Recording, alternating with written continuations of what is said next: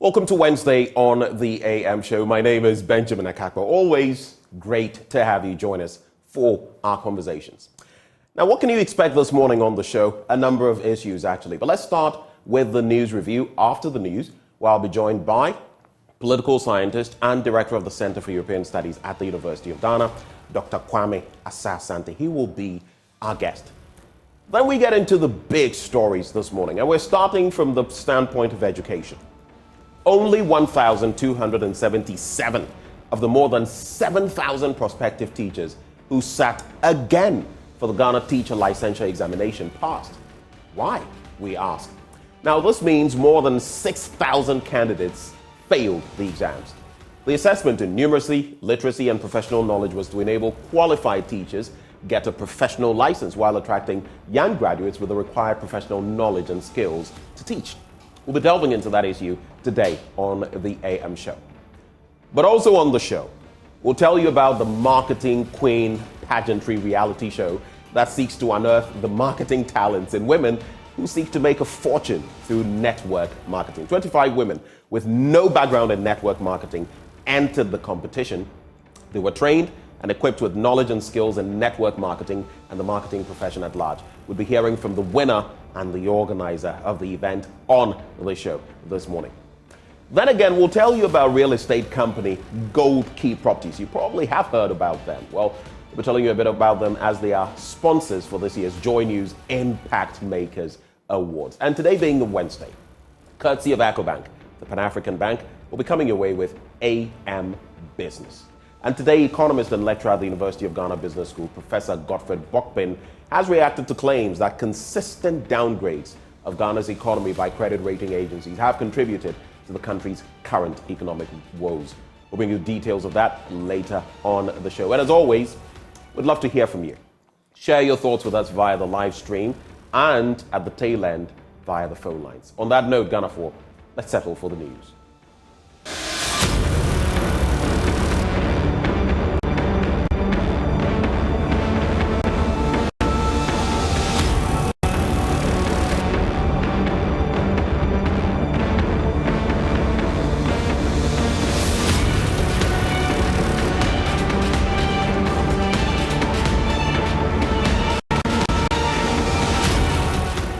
Welcome on board the news. Let's start with our first story. And fire has gutted a 9-bedroom house at Tafo Pankrono in Kumasi. Personnel from the Ghana National Fire Service are yet to establish the cause of the inferno, which started Tuesday evening. Love FM's Nana Boache Yadom was at the scene and now reports. The fire destroyed property, running into thousands of cedis as occupants had no time to salvage anything. It took firefighters several hours to douse the inferno, though no casualties were recorded. The fire started from one room in the house and quickly spread to the other parts.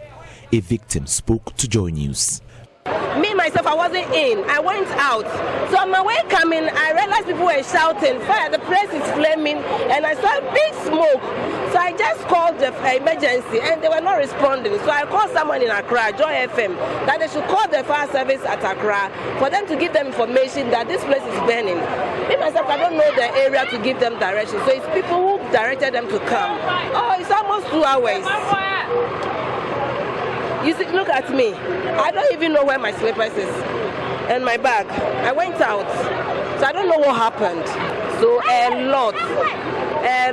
Everything is burned. Everything. I can't say be a specific with a specified amount, but a lot is burnt.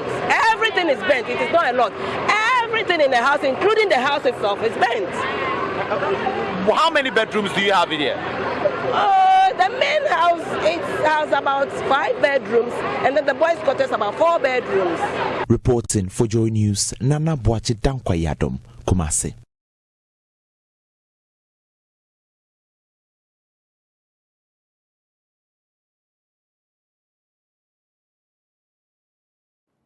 Well, on our next story, available reports suggest that almost 7 out of every 10 households in Ghana do not own a vehicle. This implies that public transport and walking are the only avenues for meeting their accessibility and mobility needs. However, Bus Rapid Transit adoption has been difficult in many African cities. Ghana especially couldn't sustain the system, which began in 2012. Urban transport planner and resettlement specialist at the Kwame Nkrumah University of Science and Technology, Professor Michael Pukubwensi, wants government to reintroduce public transport service schemes to lessen the financial burden on commuters. Bus rapid transit is thought to offer a considerable, more affordable option for public transportation. BRT adoption, however, has been difficult in many African cities. Ghana's intention to introduce a BRT in Accra began with a trial in 2012, but could not be sustained. However, a bus service, what we popularly call Ayalolo, was introduced in 2016 over a 22-kilometer circuit.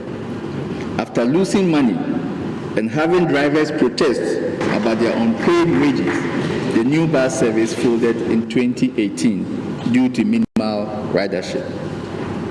Professor Chair, distinguished guests, our BRT system started at the same time as our counterparts in Tanzania, Dar es Salaam. Whilst Ghana's project could not see the light of day, the project in Tanzania became a success and currently has 305 buses, carries 300,000 passengers daily, and became the first African city to win the Sustainable Transport Award in 2018. Deducing from the outcome of these two initiatives of the government of Ghana, it will not be far-fetched to conclude that transport poverty is going to stay with us for a very long time to come, unless some drastic interventions are carefully planned and implemented. Professor Chair, distinguished guests, what future we will be confronted with will easily and essentially be based on the strategy we adopt today. We can either go the do-nothing scenario or the conscious journey scenario. When I say do-nothing, it's a strategy for decision-making that may appear cheaper and less laborious, as it allows the status quo to perpetuate itself.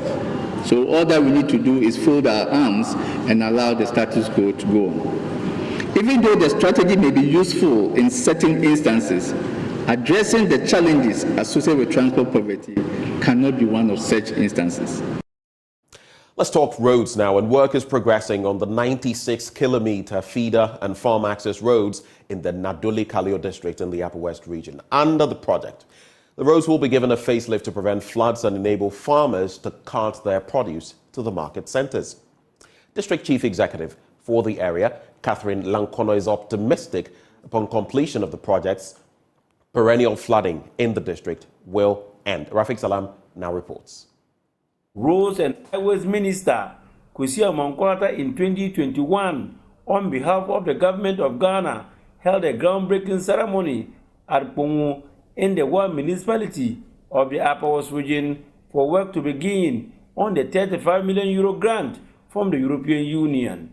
The project is aimed at improving interconnectivity between areas of production and market centers, supports the rehabilitation, upgrade, and maintenance of 670 kilometers feeder and farm access roads and road safety activities in the Upper West region. The support came under the larger €160 million European Union Ghana Agriculture Program, EU GAP, to develop sustainable agriculture in the region. The Naduli-Kaleo district is among the beneficial districts for the project. 96 kilometers of feeder and farm access roads are to be constructed in the district. During the rainy season, most communities are cut off from the district capital and other parts of the region as a result of flooding. Farmers are also unable to carry their produce to either the market centers or homes as a result of non-existent or deployable roads. District Chief Executive for Naduli-Kaleo, Catherine Lankono, says education of their wards is often truncated and patients trapped in their communities and unable to have access to quality health care as a result of flooding. As soon as the rains get heavy between August and September, you can't use this road, no matter the kind of vehicle you are using. So you can imagine school children who have to go through school. It means that their school is always truncated at that point. So with this culverts here in the road, I'm sure that a lot of things are going to be successful. Our road is going to help in the healthcare services, going to help in education, and a lot of things, especially this bridge. I'm happy that it's coming up. So I hope that next year we won't record cases of flooding within this enclave again. The perennial floods, coupled with the deplorable nature of roads in the district, have also served as a disincentive for residents to honor their tax obligation. Last year, for instance, where we are currently, it's one of our major revenue points, and so at some points they were even threatening my revenue collectors that they shouldn't come to collect revenue because of the bad nature of the road. And you could even empathize with them. You could see, even when you are going there for a program in certain times of the year, the road is always such in a terrible situation that you even feel shy to go and say that, oh, we are coming to collect revenue. So if these roads are fixed and the culverts are fixed, we will have a moral duty to say that we are going for revenue. And even those businesses there will also know that we have attended to their needs and they were willing to help us with the revenue. Catherine Lankono is therefore happy with the improvement on the roads when he paid working visit to the project sites plying through the roads. Let's stay on the subject of roads. And in Ghana, entry into many of the regional capitals is in most cases a smooth drive with beautiful sights and scenery. In the Upper East region, however, entry into the regional capital from the south can best be described as an excruciating, bone-shaking drive, as enormous potholes have taken over the stretch of road right after the Bolgatanga Senior High School. Correspondent Albert Sori has more in today's Ghana's Potholes exhibition. Coming from the south into the Upper East Regional capital, Bolgatanga, the drive is smooth for the most part. But then when you are about 4 kilometers away from entering the capital, the journey suddenly becomes very uncomfortable. So for many people driving into the Upper East Regional capital in Bolgatanga, once they get to the Bolgatanga Senior High School, the smooth ride ends there. And from that point onwards, it's a bumpy ride like this one because the road is very bad. This is the Bolgatanga Tamale Road and the stretch from immediately after the Bolgatanga Senior High School to the Total Filling Station close to the Smith residential area. Large potholes, sometimes filled with rainwater, cover many parts of the stretch. The potholes are numerous and so scattered that at some points there is little road left for vehicles to use.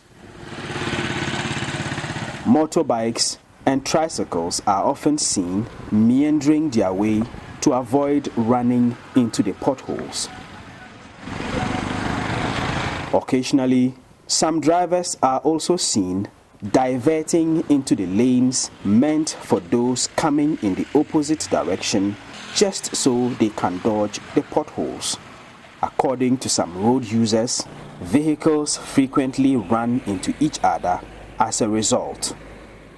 You feel not safe because 2 weeks ago there was an accident over there. One soldier man died just because one driver has left his side of the road and then passed his way, and then he cleared him out and the soldier man died.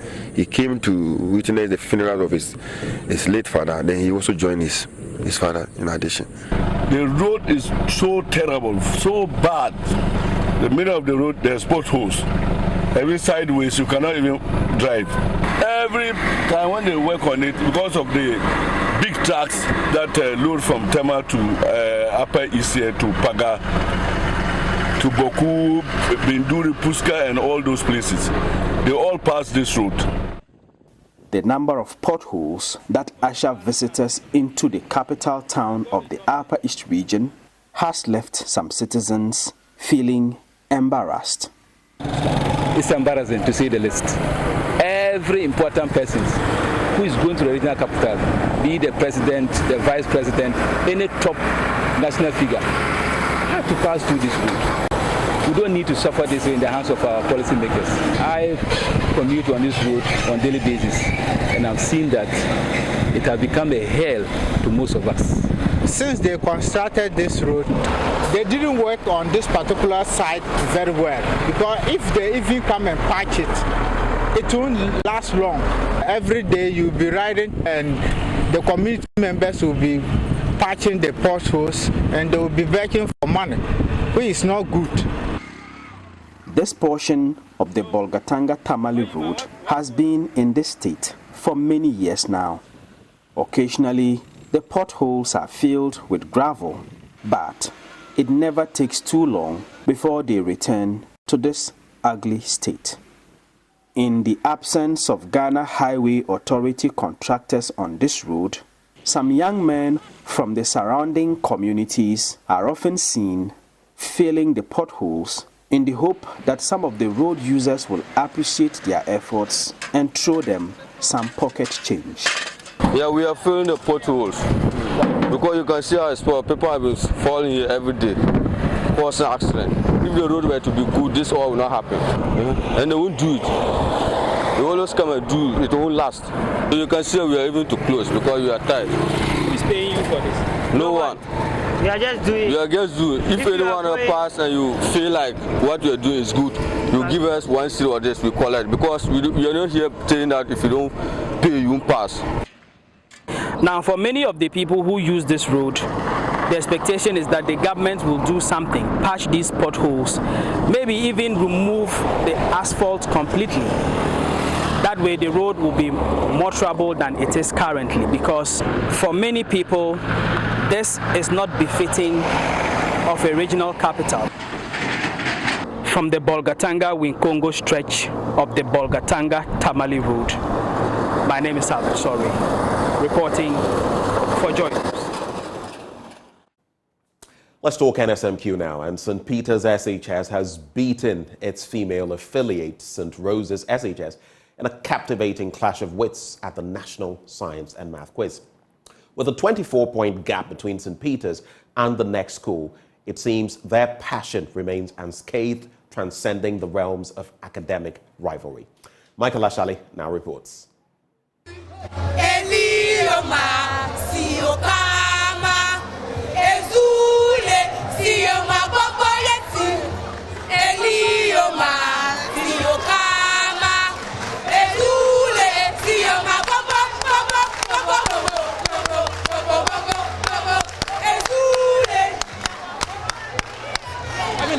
That's St. Rose's. They have lost to their boys' affiliate school, St. Peter's Senior High School, their affiliate boys' school. But they are still jubilant, they are still elated. Let me find out from them, why are they still happy? I mean, you lost, but against your boys' school. Wasi is real. Wasi will go ahead of them. Yes. We don't talk much. Yes. We may not be ahead of them in the National Science and Maths Quiz, but we're still ahead of them academically. But they are your boys' school. Shouldn't be disappointing, right? Oh, we are not disappointed. We're happy for them, but we are happy for them too. We are happy for them. Yes, we are happy for them. Congratulations to them. Yes, we love them. Yes, we love them. Congratulations to Peters. Yes. But I mean, are you going to break your relationship with them? Oh no! No. We love them. We don't like Peters. We love them. We are boys' school. We love them. Yes. By sense of education, we know our limits. Yes. But you chose them in the Wasi, right? Yeah, first fight. Roses assured for us. There is a woman. Yes. Behind every successful man. Come again. Say it again. Behind every successful man, there's a woman. I see. So for them, behind every successful Pesco boy, there's a Roses lady. So I mean, let's find out from the gentlemen that have won the contest today. So now we have the gentlemen that have delivered that victory for St. Peter's Senior High School. I mean, how does it feel? Oh, we feel okay, and we thank God that we've emerged successfully. And then we are hoping for the best in the nationals that we are coming for. I see, but you are going on to the nationals, and there's a regional champion. Let's start with the regional championship. I mean, what should we expect from you? Are you going to win again? Expect nothing but the best. And the God who brought us here, who brought us there too.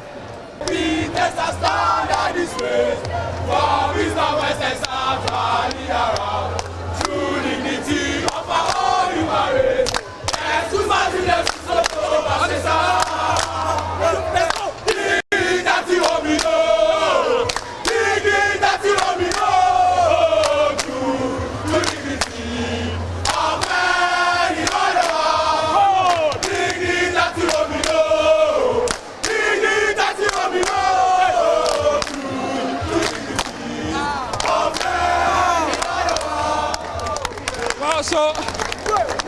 congratulations from the St. Peter's side.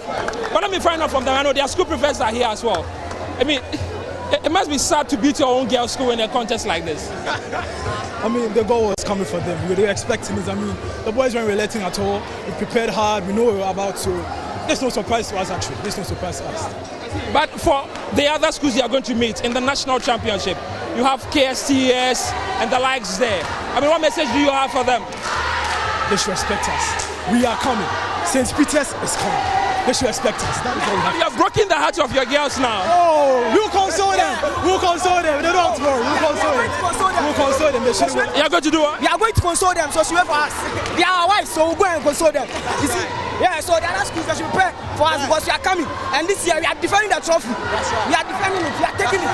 Okay, so you've heard from them. They are going all the way to the nationals and the finals, and they promise to beat any school that comes across them. For Joy News, Michael Ashali.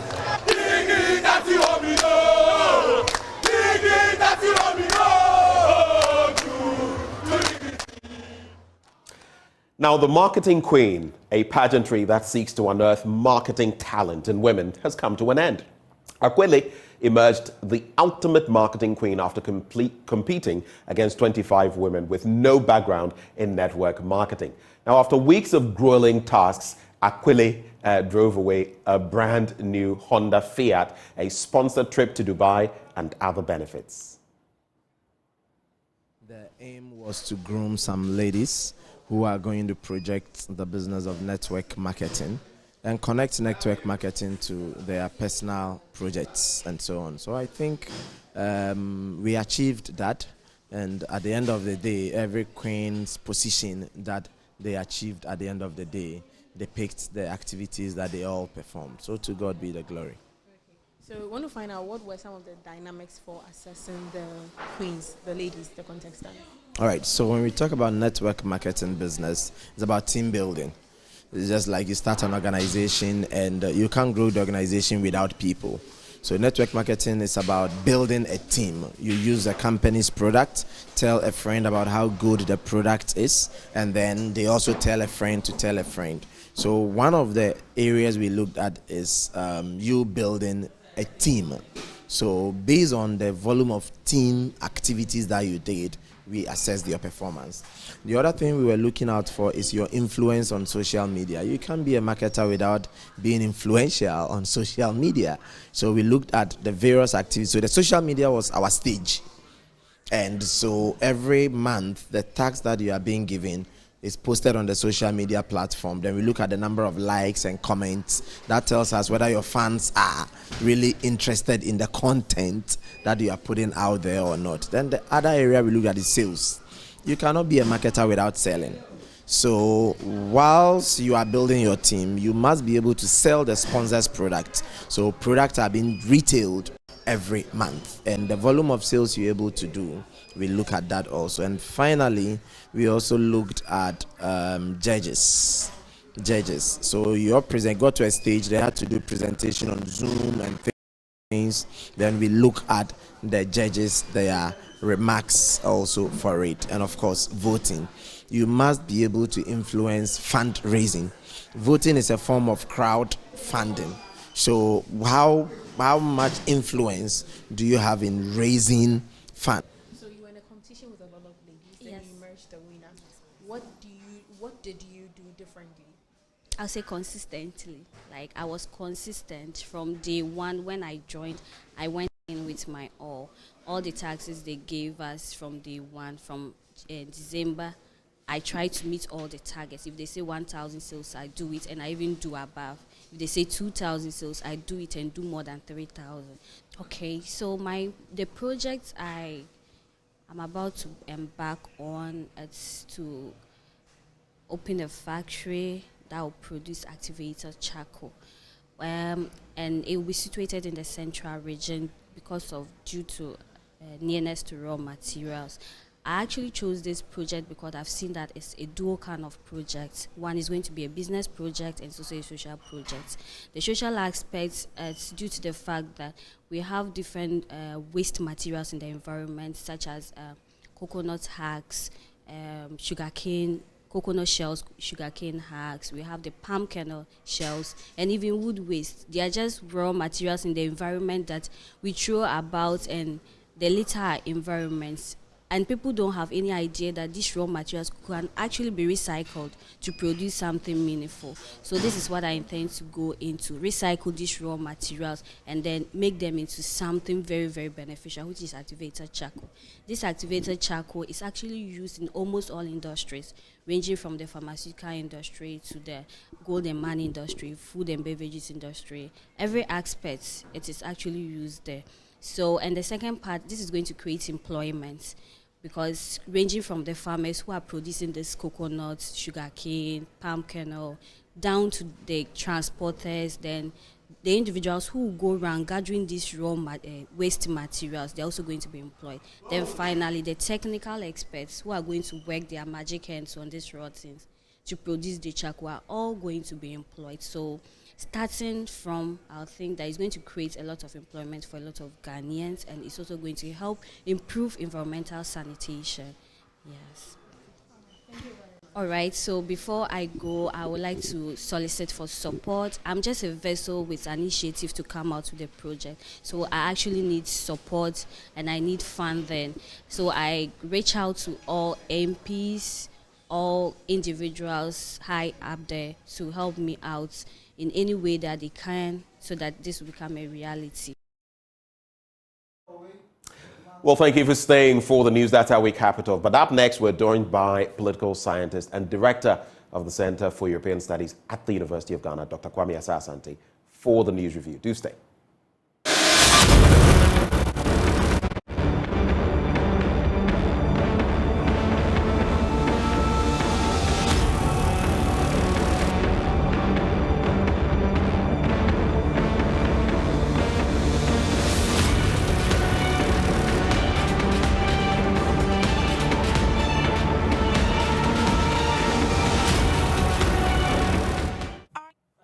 Well, thank you for staying with us. Time now for us to get into the newspaper review. We're joined by Dr. Kwame Asah-Asante. He's a political scientist and the director of the Center for European Studies at the University of Ghana. But right before I get to him, how about I let you know about Endpoint Homeopathic Clinic? They make it possible for us to bring you the news review segment. And here's what they're offering you. If you're a man, prostate screening. If you're a woman, fertility screening. Gratis, for free, completely free. All you have to do is locate them at any one of their centers, and then they'll get you sorted out. So where can you locate them? If you're here in Accra, head to Spintex, opposite the Shell signboard. That's where you're going to find them. In Kumasi, Krodoma, here behind the Angel Educational Complex, there's Takrade and Naji Estates is where you'll find them. If you're in Tema, Community 22 is the place to go. And then there's Tichiman Hanswe and Esiama and Zama. Their call numbers are 0244 867-068 or 0274-234-321. Endpoint Homeopathic Clinic, the end to chronic disease. But like I always say, only the start of the news review. Doc, a very good morning to you, sir. Good morning, Ben. How are you, my brother? I am well. I am well. I hope you are too. I'm okay. I'm okay. There are some turbulent times. You know the interesting thing. You always ask how I am doing as well when I ask you, which is only fitting. And we always say, well, you know, in our part of the world, we're taught right from growing up, oh, how are you? I'm fine. I'm fine. Sometimes things are not that, but we all say we are fine with God's grace. Yes, yes. It is what it is. Let's make tracks. Right before we get into the papers, Doc, I want you to address a few issues that are on your mind, if you may. But for me, we can talk about the president branding ratings agencies as reckless. I'm sure you've heard. These are the same agencies that in 2020 and 2021 were giving us positive ratings. And yet, when they used the same metrics from last year to tell us that our economy was falling into a cesspool or a cesspit, we now brand them as reckless. What do you feel about that? Some have said it is a PR gaffe, a goof, and that maybe it could come back to bite us. But of course, these entities operate with facts and statistics, so I don't think there's going to be any witch hunt in there. The other aspect has to do with a major matter of concern that we're discussing on the show today. The licensure exams and the number of teachers, you're an academic, the number of teachers that are failing the exam. About 1/6 of them passed. The others failed, and some of them woefully. What do you think is happening? Do we even need that exam? Some have questioned. And if we do, what is causing this mass failure? Any thoughts on these? I think when you started, I could hear you, but a few minutes after that, I couldn't hear what you said. So if you could repeat, I'll be most glad. Okay. Can you hear me now? Yes, it's clear now. All right. President Akufo-Addo has branded the ratings agencies, Fitch, Standard & Poor's, and the rest, as reckless. I'm sure you've seen that story. And yes, these are the same agencies that in 2020, 2021 were giving us positive reviews on this. They use the same metrics. And now they say we are not exactly there. And he's described them as reckless. In fact, that their ratings were part of what created the mess that we found ourselves in, because, of course, investors will receive the shock of it. The second bit has to do with the licensure exams, the teacher licensure exams. And I'm asking why the mass failures. Out of over 7,000 plus, only 1,000 or so, 1,000 and a little made it. All the others failed. And I'm asking why. Some have questioned whether we even need that exam. What do you think? I'll go with the licensure exam, but time is not on our side to delve into what the president said. That is also of equal importance. But let me... You can tackle both, and we'll do our best. Let me deal with the licensure exam first, then I'll come to the president's reaction to the ratings. I am surprised about the performance, because these are people who have gone through the walls of our tertiary education, and they are now going to the world of work. And the basic requirement for them to gain entry into these fields, that is the problem for them. Yesterday, your network, I think the radio, the story was there, and they read portions of the script that somebody is alleged to have written in one of the examinations and all that. Yes, I listened to it as well. Horrible, to say the least. Very, very. A lot of, factors are involved here. One, every time we talk about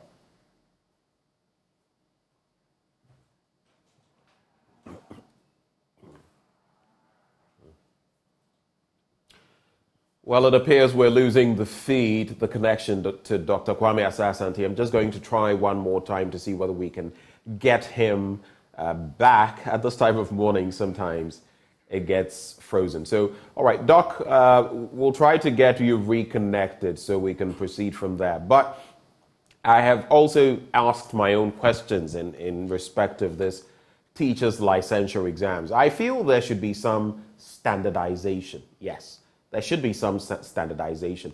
We've always complained about the quality of some of the teachers out there in the system. So standardize it. But is this the way to go about it? I don't know. That's why I want to get the feedback from the academics, because it's becoming quite a situation.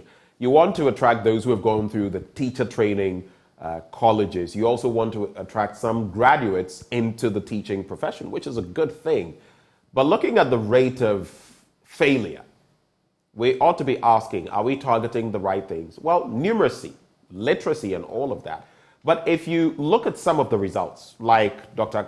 Asah-Asante was mentioning, yesterday on Newsnight, we read one of these results. So what the person had done in terms of an essay or something of the sort. And it was horrible. Without mincing words. It was simply pathetic. Now, such a person teaching someone else would be almost unimaginable. What would they teach on that level? So maybe you may find someone who excels in numeracy, or when it comes to literacy, when it comes to maybe essays and the rest, the person is shambolic. What does that mean, though? I mean, if that person, some would say, if that person is going to teach mathematics, then let them through. But they're going to communicate in a certain language, English. How will they manage? I don't know. But Doc, welcome back to the conversation. Yes. Thank you. Please go ahead. I think, as I was saying, there's a problem with the foundation.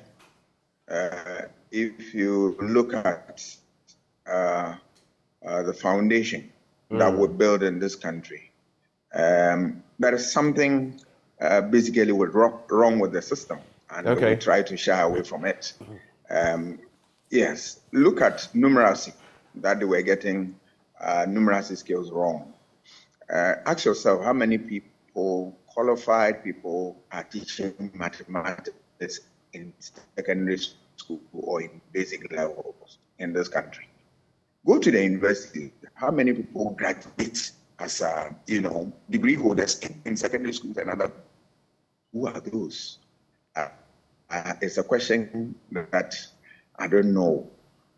So anybody, they look at your transcript and you did something related to mathematics. Yeah, you can teach here. And it's one of the problems. Another thing is that if you look at the past history of our schools, anybody who doesn't do well in exam, they said, well, you can be part of training, go for teacher training, and then you can teach and all that. It's one of the factors. So we get people who go into training and they are not fit for purpose. They come to universities and tertiary schools, and then they cut corners and then use all means to go out of the university.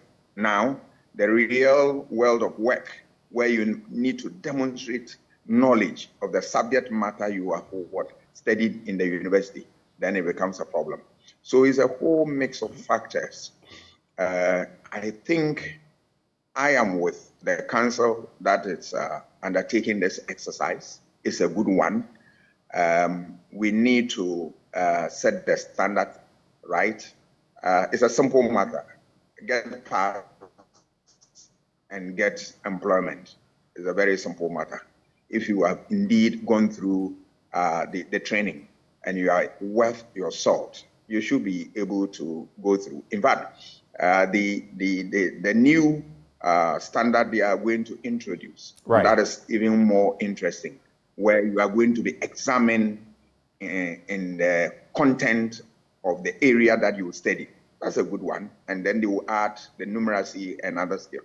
I believe that if we embrace this and we do it genuinely without favoring anybody, at the end of the day, those who will go out or will come out of this process will be fit for purpose, and they will help build the kind of education you and I need in this country. Yes, it is the figures are worrying, but I think that if we are able to maintain that stand and make sure that only those who qualify get through to the system, at the end of the day, we'll get the best for this country. I support them. There's no two ways about that. Right. It also paints a certain picture, almost as though we had allowed over time, not necessarily the best of our brains to go into teaching, doesn't it? It is one of the problems that we have. That's what I alluded to earlier on. That yes, you don't perform well. They say, well, get yourself enrolled in training college or technical schools and the rest of them. But that should not be the case. Right. Or in all the schools, we need the best people. If you go to a country like the Czech Republic, people who teach at the basic level, they have master's degrees, masters, to teach at primary schools, so that you are a master of the subject. You know the ins and outs of a subject, so you can demonstrate superior knowledge of the subject matter. And I'm sure that is what the council is driving at. We need to support the council to succeed in this direction. It is in an interest to support them. Let me look at the present comments on the ratings. I find it very, very, let me put it this way. I think I disagree with the president with respect. Why am I saying that? Governance is not praises all the time. And there's one thing I've seen with this government, that it always wants to be praised. But no, that is not how we govern. When you govern and there are problems, it is your responsibility to accept the problems and fix them. Yes, it is true that this government has done a lot of good in this country. There's no doubt about that. But there are problems as we speak now. There are problems. Government must also admit that. This is the same rating agencies that rated Ghana very high in 2020 and 2021. I didn't see such comment, or I didn't hear such comment coming from my president. No. Why? So today, when the same standard are used to measure the performance of government, and it creates problems for government, government must be, very cool to accept it and then work with it, because there is no governance process that is smooth and straightforward. There are always problems, but your duty as a leader is to accept the problem and then get around the problem. That is the only way out. But if you criticize, you chastise the rating agencies this way, and the next day they rate you so high, would you get the courage to accept that or praise them? No. Governance is not like that. So I think that Mr. President will look at some of these things, because, in fact, it doesn't matter the criticisms that is leveled against the rating agency. They will continue to do their work. And it is important that where the government is failing to address, government will turn its attention there and strengthen that area and fix the problem. Because if the problem is not fixed, the rating agencies will do their work and the ratings will go down and down and down. And if Mr. President doesn't want that, I think my president knows what to do. You need to fix the problem. That is the only way out. Criticisms will not solve any problem. Well, let's get into the newspapers now, Doc, and find out what they have to share with us. We'll start with the Daily Guide newspaper. And it says, mob chases killer cop in court. That story is on page 6. Pictured there, the victim, Victoria Dapa, and Inspector Ahmed Chumesi, who pleaded not guilty in court.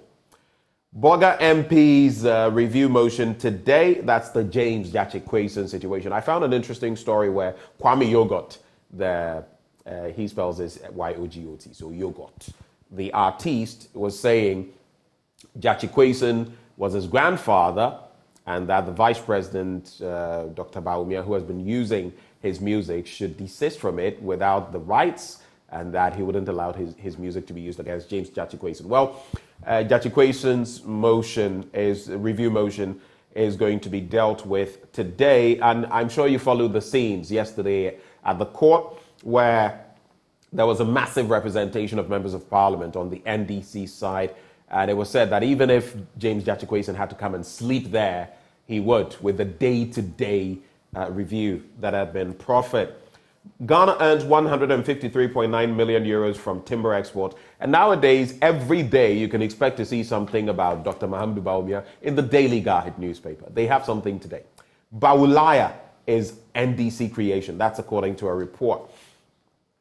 And if you go and check on social media about liars and all of that, there have been some trends. And oftentimes, you would see certain figures popping up first in there. Well, an investigative report by Joy FM has revealed that the coordinated sharing of hashtag Bawulaya tweets by 28 accounts using the copy and paste technique is an inorganic creature created by the opposition NDC to smear Vice President Dr. Mahamudu Bawumia's credibility for political gain. According to the report, which was created with mentorship from the African Academy for Open Source Investigations, that is AOSI, to combat disinformation, the investigation also found that NDC loyalists were attempting to, quote, exaggerate and entrench the liar narrative. Now, the report identified Sami Jemfi, the NDC's National Communications Officer, as well as NDC activists Annan Perry and MP Kwating as the architects of the disinformation. So it goes on and on. This is something that was done in-house, which I have followed. While that portion of it may be inorganic, there were also other aspects of it, of people latching on and sharing it. I mean, you can look at it from different facets, but I'll just put it this way. The vice president and all the things that he's been saying, has he been wholly above the board in terms of what he has said versus what has been delivered? Take, for example, something that has been challenged a lot in recent times, this textbook for laptop situation. Only God knows, but that is the story there. Let's also take a look at the one on page 6, and then you can bring in your responses.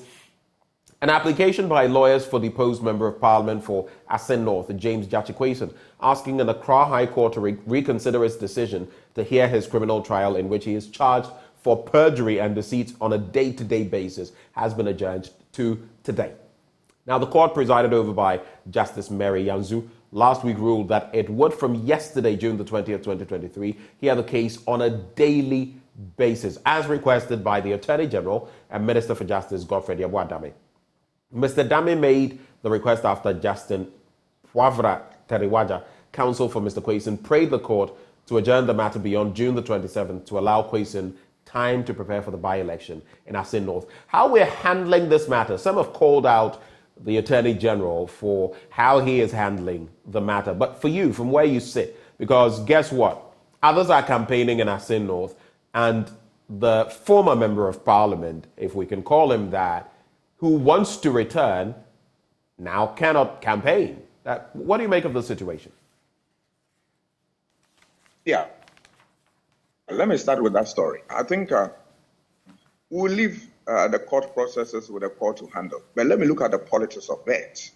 Right? Some people have expressed worry that he may not likely to win, yes, the election and all that, because if he has to go to court every day, he will now have the opportunity to campaign. I have a different view. If he has organized himself well, obviously he should be able to win. This is not the first time that we have a situation like this, even though what I'm going to say is a little different from what existed some time ago.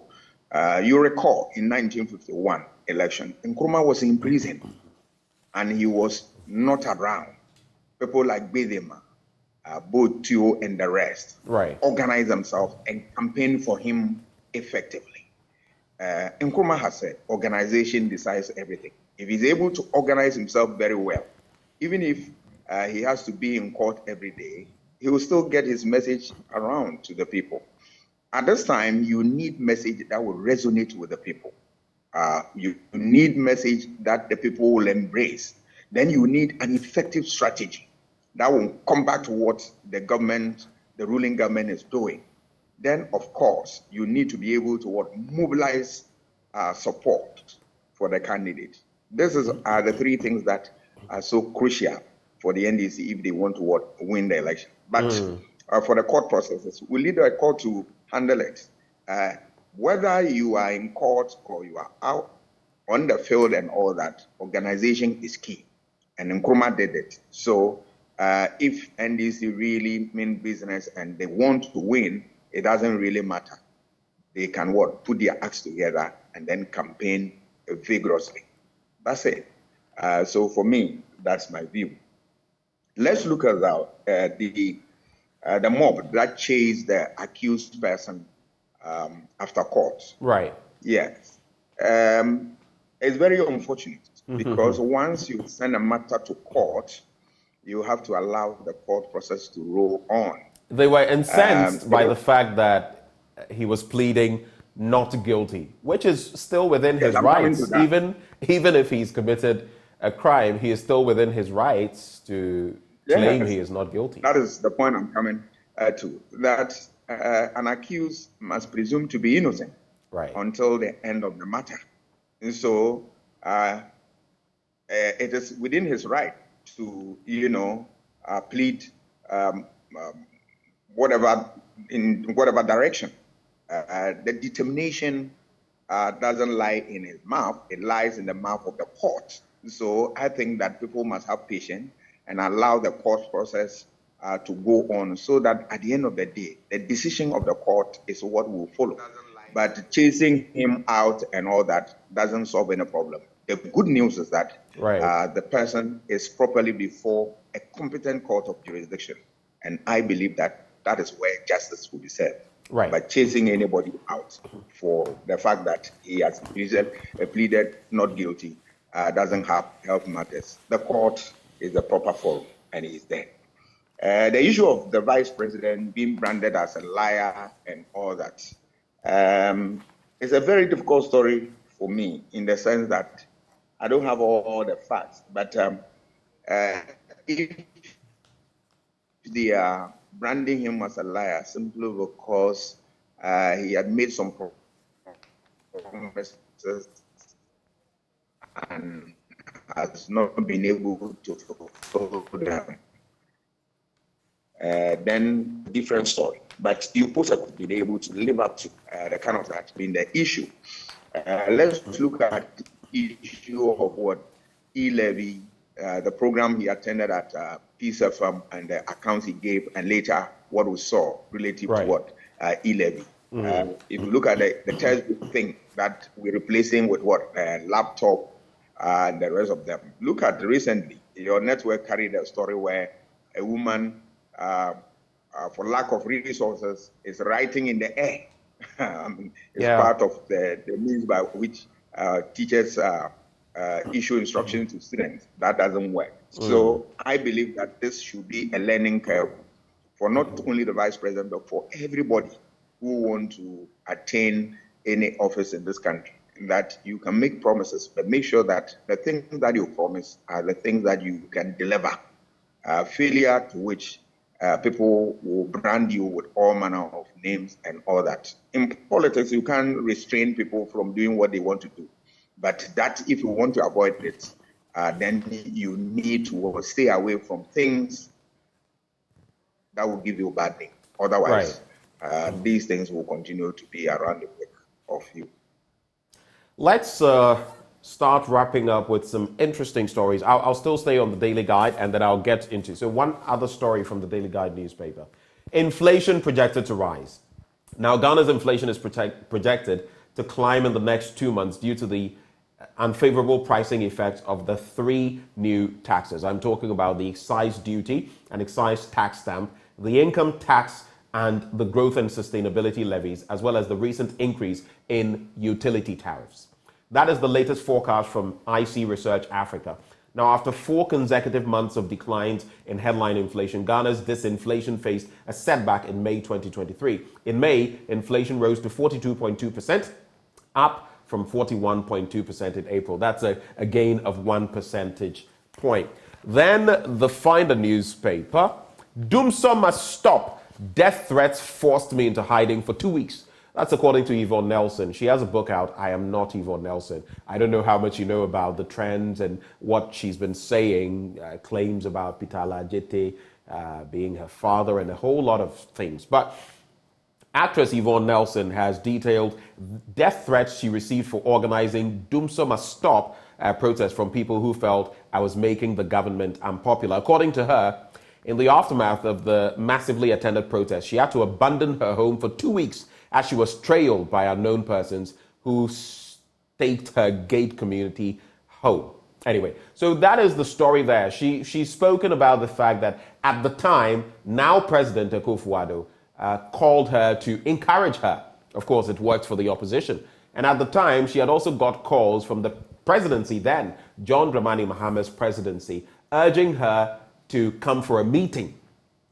She said she would only come with the other people she was organizing the event with, and they said they wanted to meet her alone, and she didn't attend the meeting. Different dynamics, but what do you make of these 2 stories, quickly, Doc? Yvonne Nelson's story, I'm not sure I followed it through, but the little that I could glean from what you are saying is that today, if it's talking, it feels that the government is not feeling comfortable about it, if that is the thrust of the argument. Then it feeds into a perception by other people that, yes, the government doesn't want to take criticisms at all. It's only when it serves their interests. But in governance, generally, you allow people to talk and then be focused in what you are doing. Once you are focused, once you have a policy, and the policy is reasonable enough to yield all the results that you need, you go ahead. Criticisms are important building blocks to help you as you pursue a certain direction. It will shape your direction. So you don't discount them. You bring them on board, and at the end of the day, you deliver. That is all. But when you become very reactive to criticisms and all that, then you lose focus. Then more will come your way, and that creates all manner of problems for government. So I think that my little advice for the government is that it should stay focused and move on, and then carry out what it has under its sleeves, and that at the end of the day, it's still work.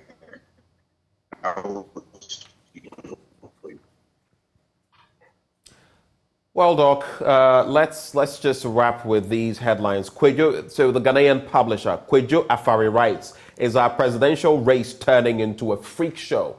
That is on page 4. And government must declare war on the economy. That is according to Professor Bokpin yesterday at the Graphic Stanbic Bank breakfast meeting. There was a lot of talk about that. And the Daily Analyst with this story, Asamoah retires at age 37. He's not been active for 3 years. And of course, now he's retiring. And Yvonne Nelson's book hits number 3 on Amazon. Of course, nationally, internationally, it's received a very good response from Ghana and Nigeria. Any parting shots, any parting words for us, Doc? Yes, I'll look at war on the economy. I think the professor couldn't have said it better. He has hit the nail right on the head. The economy is paramount. We need to fix it well so that you create livelihood for people. It is the only way out, nothing more, nothing less. So I think that the talk show must end, but that government must walk the talk, make sure that you put all your acts together and fix the economy once and for all. And then we stop the habit of going to IMF. Today, they will accept us. A day will come that a difficult condition will be created that is not that they will not serve us, but they will say that, well, meet the condition. If we are not able to meet, we are not able to access any facility. We don't have to build our economy depending on, other institutions. There are resources here. All that we need is prudence and effective management of this resource. That is the way to go. Thank you so much, Dr. Kwame Asah-Asante, for joining us this morning for the conversation. And as always, we wish you the very best of the day. Dr. Kwame Asah-Asante is a political scientist. He is director of the Center for European Studies at the University of Ghana. To wrap up the conversation, a very happy birthday to you, Francis Osei, MPP's second vice chairman, Tema Central Constituency, and CEO of BTC Logistics, Chris Pharmacy, Tema, and Planet Oil. We bid you to age gracefully, and may your years be full of joy and peace. Mr. Francis Osei, MPP second vice chairman, Tema Central Constituency. We wish you the best of the day. Endpoint Homeopathic Clinic helped us to bring you this segment. They are offering free prostate screening if you're a man, free fertility screening if you're a woman. Here's where you can locate them. In Accra at Spintex opposite the Shell signboard, in Kumasi, Kronoma Boyhia behind the Angel Educational Complex, Tema Community 22, Takrade, and Naji Estates, Techiman Hanswe and Siama and Zema. If you should want to call them, these are the numbers to call: 0244 867 068 or 0274 234 321. Endpoint Homeopathic Clinic, the end to chronic disease. There's been more on the international front in terms of sports and Brazil losing to Senegal. We have a lot more coming your way in Sports Tuesday.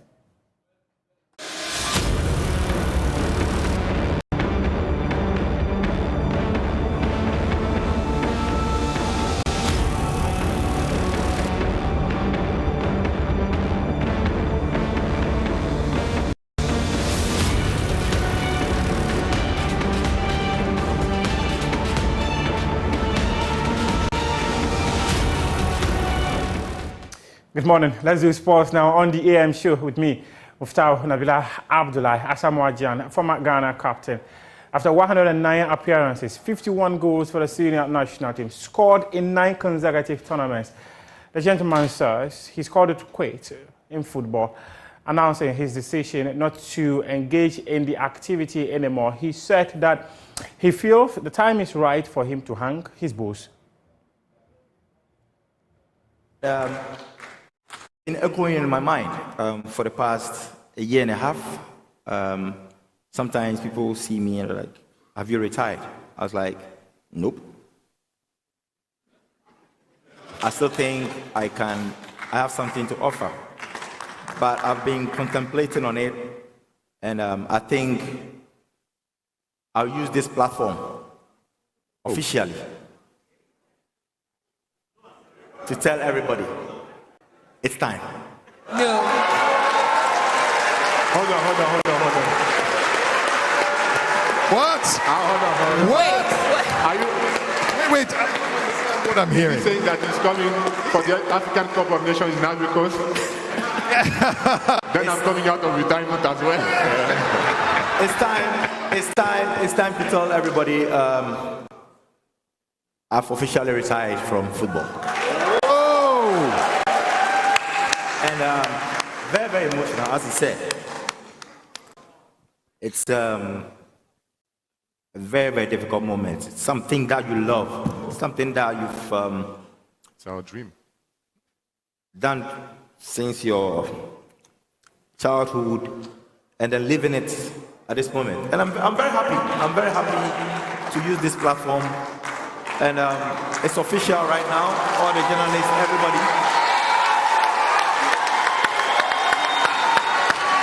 Ladies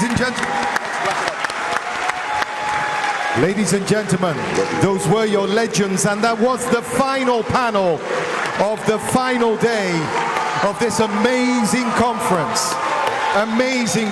Amazing moments. I want to thank all of you.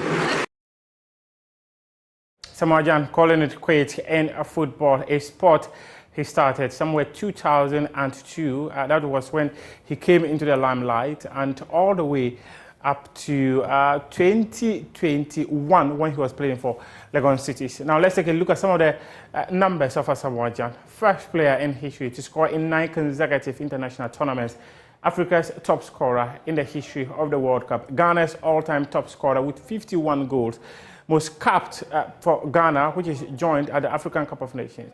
And he's played 109 times for the senior national team. Second most apps in AFCON history for Ghana. First player in the history of Ghana to score in the FIFA World Cup in 2006. Asamoah Gyan's career has been one to remember. What a man he was on the pitch. The skill, the finishing, everything about him were just special.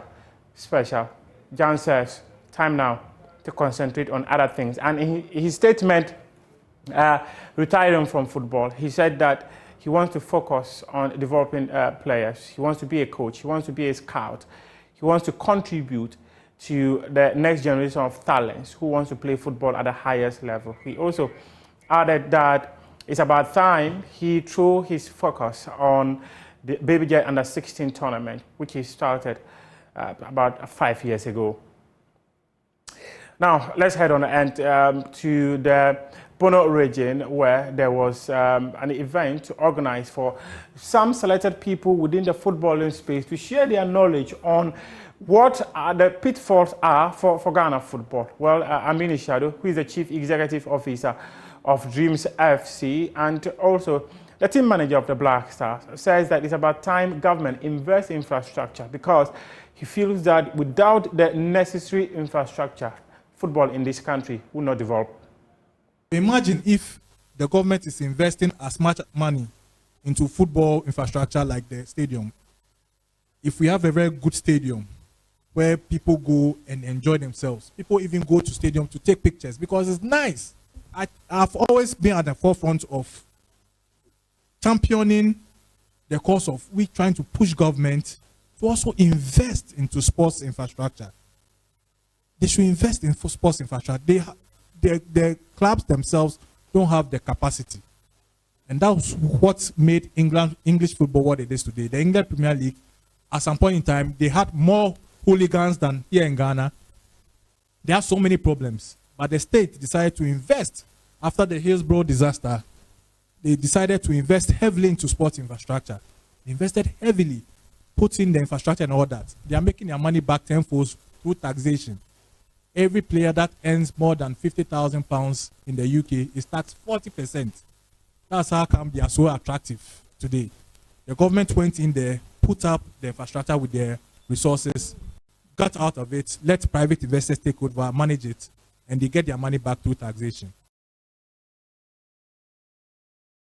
Aminisha, they're calling on government to invest in sporting infrastructure in the country. Now, let's hear from former FIFA referee, Mercy Tego, the first ever Ghanaian FIFA referee to officiate in a FIFA World Cup, which is the FIFA Women's World Cup Under-20 tournament, which happened in 2009. She says that the sport or activity she enjoyed doing the most was being a referee.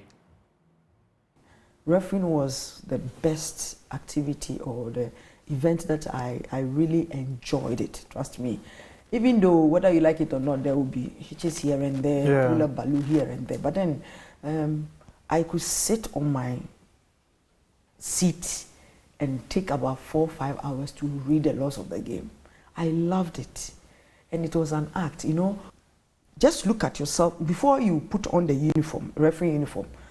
Every eye is looking at you as a referee. Make sure you know your stuff. You understand what you are doing. You need to interpret the laws of the game on the pitch. You are a judge. Within a split of a second, you need to take a decision.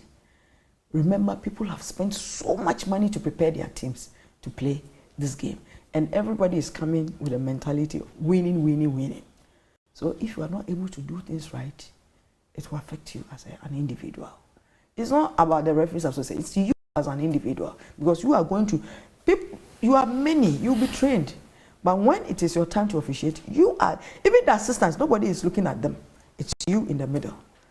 You are human. You need to make mistakes so that you will learn from the mistakes. But let your mistakes be very minimal and do things that people will appreciate.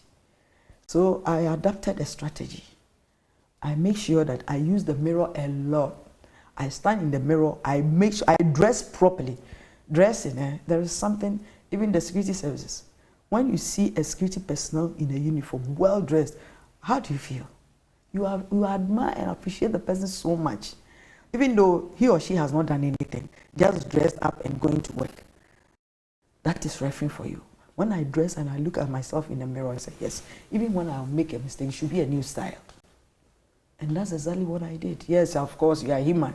No, it's not everybody who appreciates what you do. And it's normal, you need to accept it. But what I went there to learn, I said, I'm coming to implement it here, and it will work. Whenever I go to Kumasi Sports Stadium to officiate, I feel so comfortable, and I felt myself whenever I was officiating Kotoko match. They know how to play then, not now. Yeah. Then, please forgive me. Oh yes, understand. And everyone talks it. Everyone talks about it. How Kotoko were good those days, and in fact, even as young as I was, I do recall watching Kotoko matches from say 2003 all the way till date. And that's how I became a Kotoko fan, actually. Yes. So they play some delectable football. Exactly. Not the current football that we watch. Even the latter-day Saints, the Harrison Afro, Samuel Michael Akufu, yes, Samuel Nku. That group, that latter-day Saints. Oh my God. So, you know, I learned something from refereeing.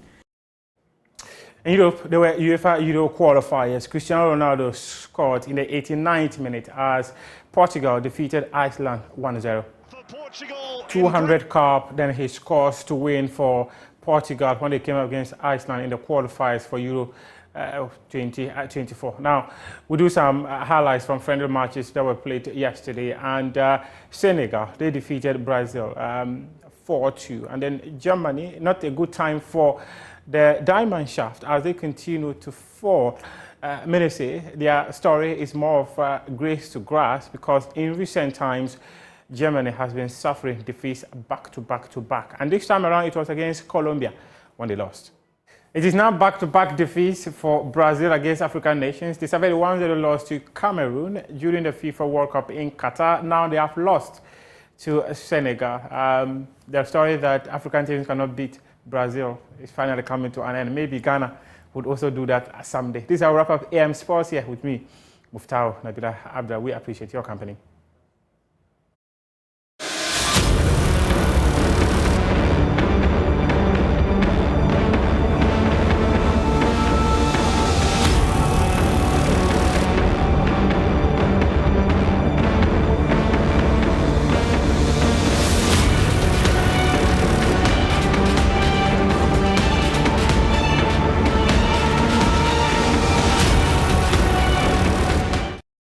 This one is a peculiar case because this examination was exclusively for reciters, people who have written the examination on a number of occasions and have not been successful, and those were the people who wrote this examination. Traditionally, the pass rate of the licensure examination has been around between 60 and 70%.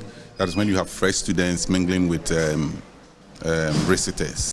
But this year, the fresh students are moving into a new era of examination, a new dispensation, so they were not combined with, or they were not allowed to join the reciters. So it was exclusively for reciters, people who have written the examination 10 times, 9 times, 8 times, and so on, and have not been successful.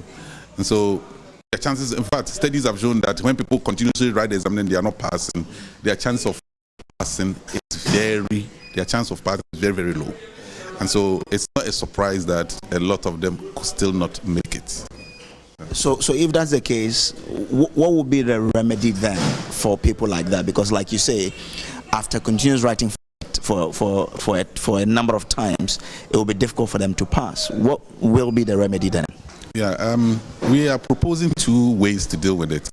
After November writing, if they are not able to pass, those who are diploma holders must go for further studies and acquire degrees to be able to do it. I think those with degrees who have not been able to make it, we need to do extra classes and so on to be able to do it. Fortunately for the degree holders, we are reforming the exam. And so the new reform may favor them because a lot of them complain about numeracy, literacy, because those are not their area of specialization. Somebody might have specialized in, let's say, Ghanaian language, but expected to write a paper in literacy and numeracy, and it's a challenge to them. But then the principle is that you need a little bit of literacy to be able to deliver in the class. If you're a teacher and you cannot express yourself, how will you be able to deliver? How will you be able to teach? How will you be able to explain concepts to the understanding of your learners? That's a challenge. And that is why a minimum level of literacy is so important for every teacher, irrespective of the area of specialization, because the means to deliver the content is the language. And if you come to literacy, numeracy, a little bit of knowledge in numbers is also very important because you score students, you keep their records, so proportions, percentages and so on. A little bit knowledge in analysis of numbers is also very important. Even if you're doing timetabling and so on, being able to use the clock to do things. I mean, these are basic things that every teacher must know to be able to smoothly deliver as a qualified teacher.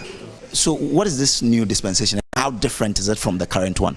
Okay, so the current one, we have 3 courses or the subjects that we write. We have numeracy, literacy, and essential professional skills. The new one, we are writing general pedagogy. That is a method of teaching and so on and so forth at the various levels. So if you are a primary school teacher, you write your pedagogy in the primary school.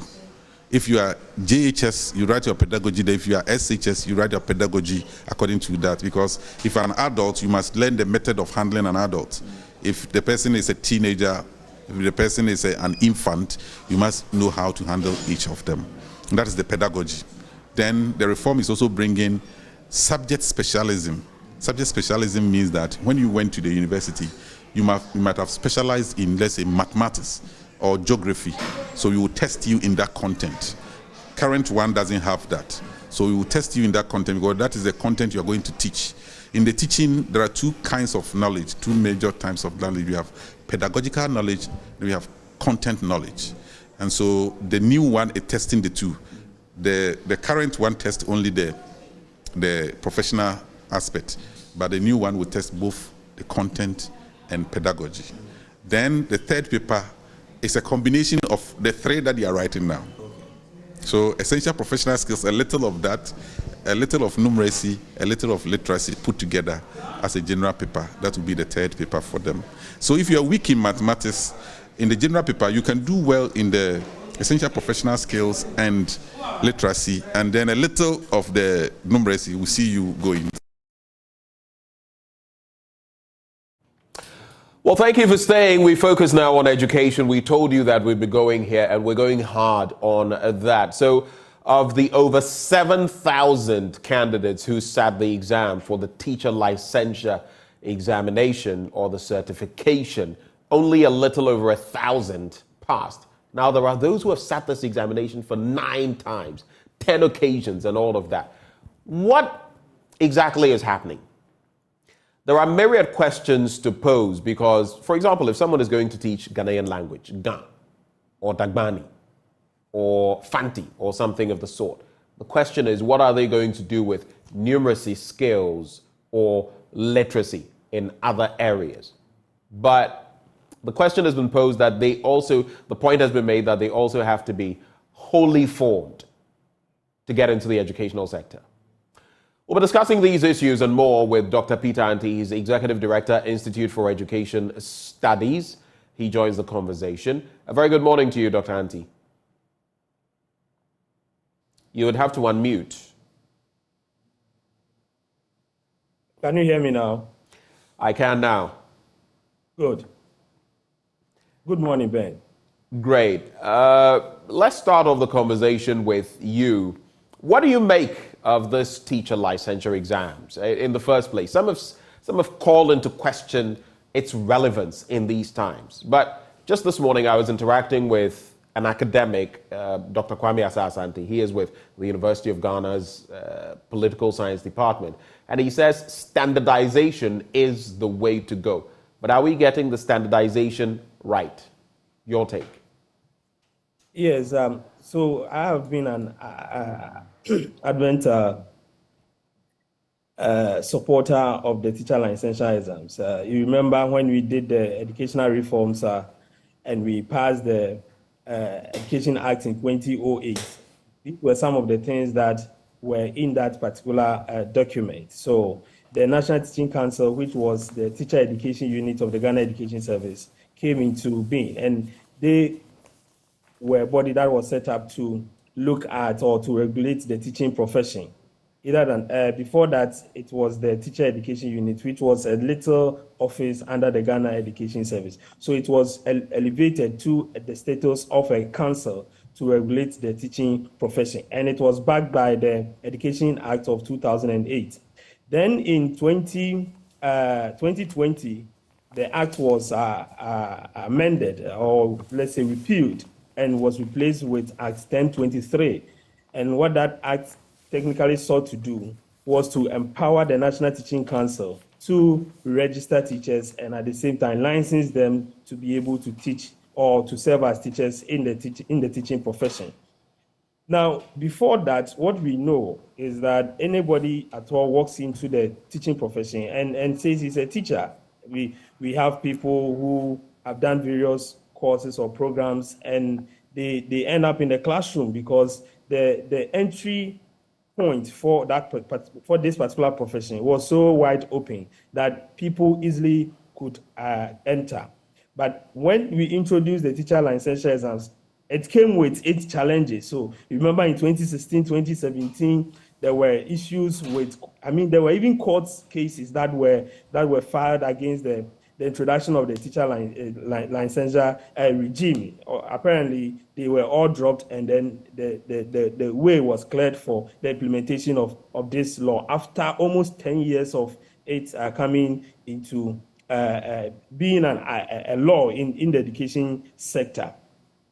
Now, what this is supposed to do is to standardize the profession. And I always say that we have people who go to law school, they do 4 years, 3 years of law, but they still do not call themselves lawyers. They have to sit for the law exams and pass before they are called to the bar. And we have seen various times where a lot of people have complained about the number of people who fail for their bar exams and so on and so forth. We have the same thing for the nurses, all the other professions that I know that have the license to operate, have some sort of examination that seeks to professionalize, that seeks to standardize, that seeks to check the standards that have been imbibed in the individual who wants to enter that particular profession. And that is exactly what the the Ghana Teacher Licensure Exams is seeking to do. And for me, so far as we are able to control the entry and make sure that people don't just walk into the profession, it's very important for me and for most of us as stakeholders in the system. Because you see, people who go to colleges of education at first would graduate and then would be posted. So whether you have the requisite skills, so far as you've passed your exams on campus and all that, you are deemed as a professional teacher and you are given a class to handle. That is not the case now. And that is why I think that people need to take their time and study the system so that they will appreciate what is happening. Now, if you go through any teacher training institution, when you complete, you are not automatically a teacher. And that would also inform us as to how we are classifying this group of people, because they are not teachers who are already in the classroom. They are candidates who want to enter the teaching profession. Now, the law requires that these candidates are registered and licensed by the National Teaching Council. So when you finish your College of Education or any teacher training institution that you attended, you need to sit for this exam. They test your numeracy skills, your literacy skills, as has been explained by the registrar of NTC. I don't need to go over that. And then they test your essential skills. Now, when you pass, you are given a 1-year probation period where you are supposed to build your portfolio, you are exposed to the classroom situation, you are given a mentor, and within that 1 year, you are monitored to exhibit professional tenets as you practice the profession. After the 1 year, you are given a permanent license. So when you pass the exams, you are given a provisional license, and then you go through the 1 year probational period. After 1 year, you are inducted into the teaching profession, and you are given a permanent license. This is how the profession should be managed. And that is why I think that we should support this system and ensure that it gets all the needed resources, whatever it is, so that we are able to keep this. If you're able to keep this for a long period of time, then I can assure you that we are sanitizing the teaching profession. And very soon, the fruits of this would be seen by all of us. Standardization required, so you say this is the way to go. But in terms of the assessment, I mean, you would have heard even representatives of the NTC, the National Teaching Council, making mention of the fact that they may, especially for graduates, have to bring to bear some changes. For example, someone is going to teach a local language. Should they be tested in numeracy skills?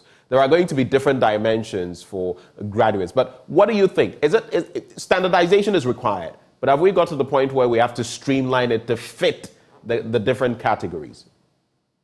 Yes, and I think that is the essence of policy review. So sometimes when you talk about policy reviews, we don't mean any bad thing. We just mean that you implement the thing after a period of time, you sit down, you analyze how the thing is going, and then you introduce or you have a second look at it, and then you tweak it to suit the situation. So after implementing the teacher licensure exams for almost 4 or 5 years, I think a lot of research have been carried out. I've done one. There's one that was carried out by lecturers from the University of Winneba, and the National Teaching Council itself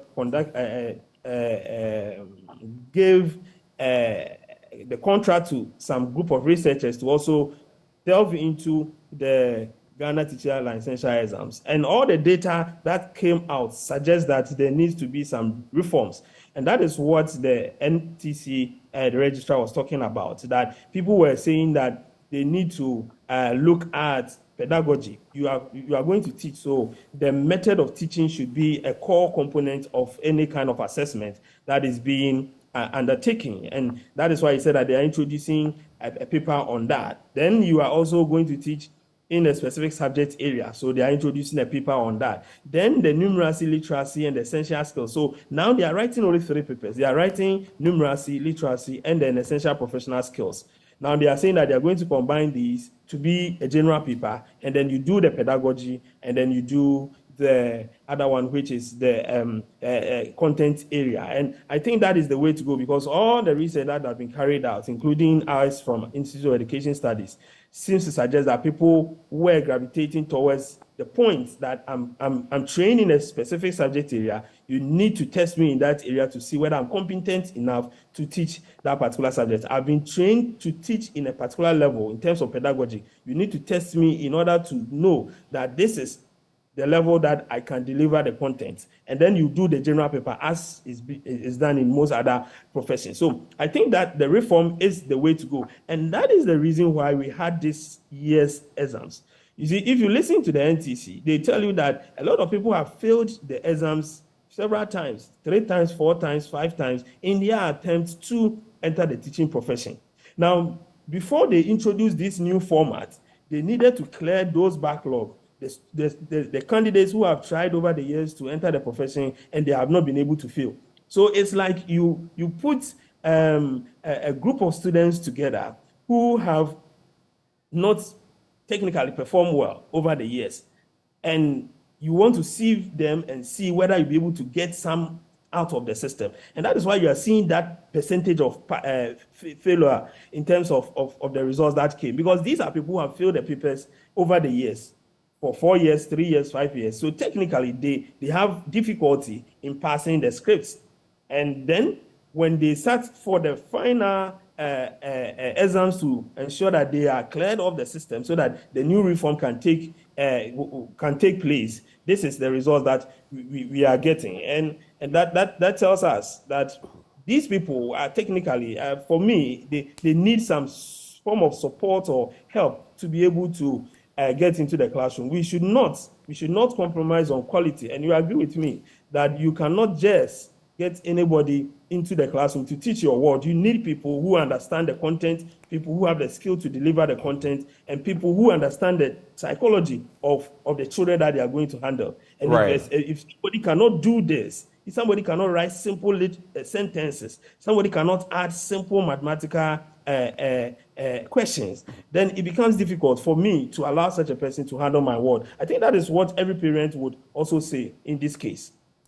It also speaks to the issue of those that before the licensure exams had been in the system and what exactly they had been passing on to the students. But let me come now to Peter Nochukoto. He is ranking member on Parliament's Education Committee. A very good morning to you, sir. Hello, Peter Nochukoto. Do we have you on the line?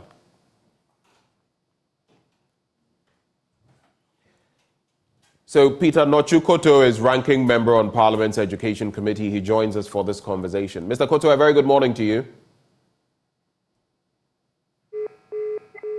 All right, we'll try to work the lines again and get Mr. Koto through to interact with us, Peter Nochukoto. But coming back to you, Peter Auntie, so like I said, even before this, with these last few years of the licensure exams, we've seen the woes. But going back to the numbers, I'll be looking at what the PRO of the National Teaching Council has been saying in terms of why this is happening, among others. But in terms of the rate of failure, what would be your assessment of the examination from that angle? Is it malleable enough for the teachers in respect of what they're going to be doing? Maybe not specifically, whether it is GNAT or whatever, but is it rightly structured? Let me put it that way. Just a quick one on that, so I bring in Peter Nochukoto. It's as at the time that we started this process, it seems that is the way that we needed to go. I mean, as a country, in terms of a teacher education system. Now we've seen that there needs to be some changes, and that is why they are introducing those changes. So I think I personally do not have any problem with the structure that it took and that is the essence of undertaking reviews. So now it's been reviewed and these changes would be introduced. But as it stands now, I think that a teacher needs basic literacy and numeracy skills to be able to teach in any level at all. You need to understand the language. And for those who even teach at the primary school, you handle, basically you're a class teacher, you handle all the subjects. So you need literacy to be able to teach. I don't think this should be an issue that we should worry about. But let me add this. You were talking about those who are already in the system. Yes, by the introduction of the licensure exams, what was done was that all teachers who were in the service, those we call in-service teachers, were also given licenses. But then you need to undergo certain processes before your license will be renewed for the next 2 years. So you will see in the coming years, you will see the NTC going hard on teachers who have to fulfill certain requirements when their license is supposed to be renewed. And we need to support all those measures because we need quality. And I keep saying we can't compromise on quality.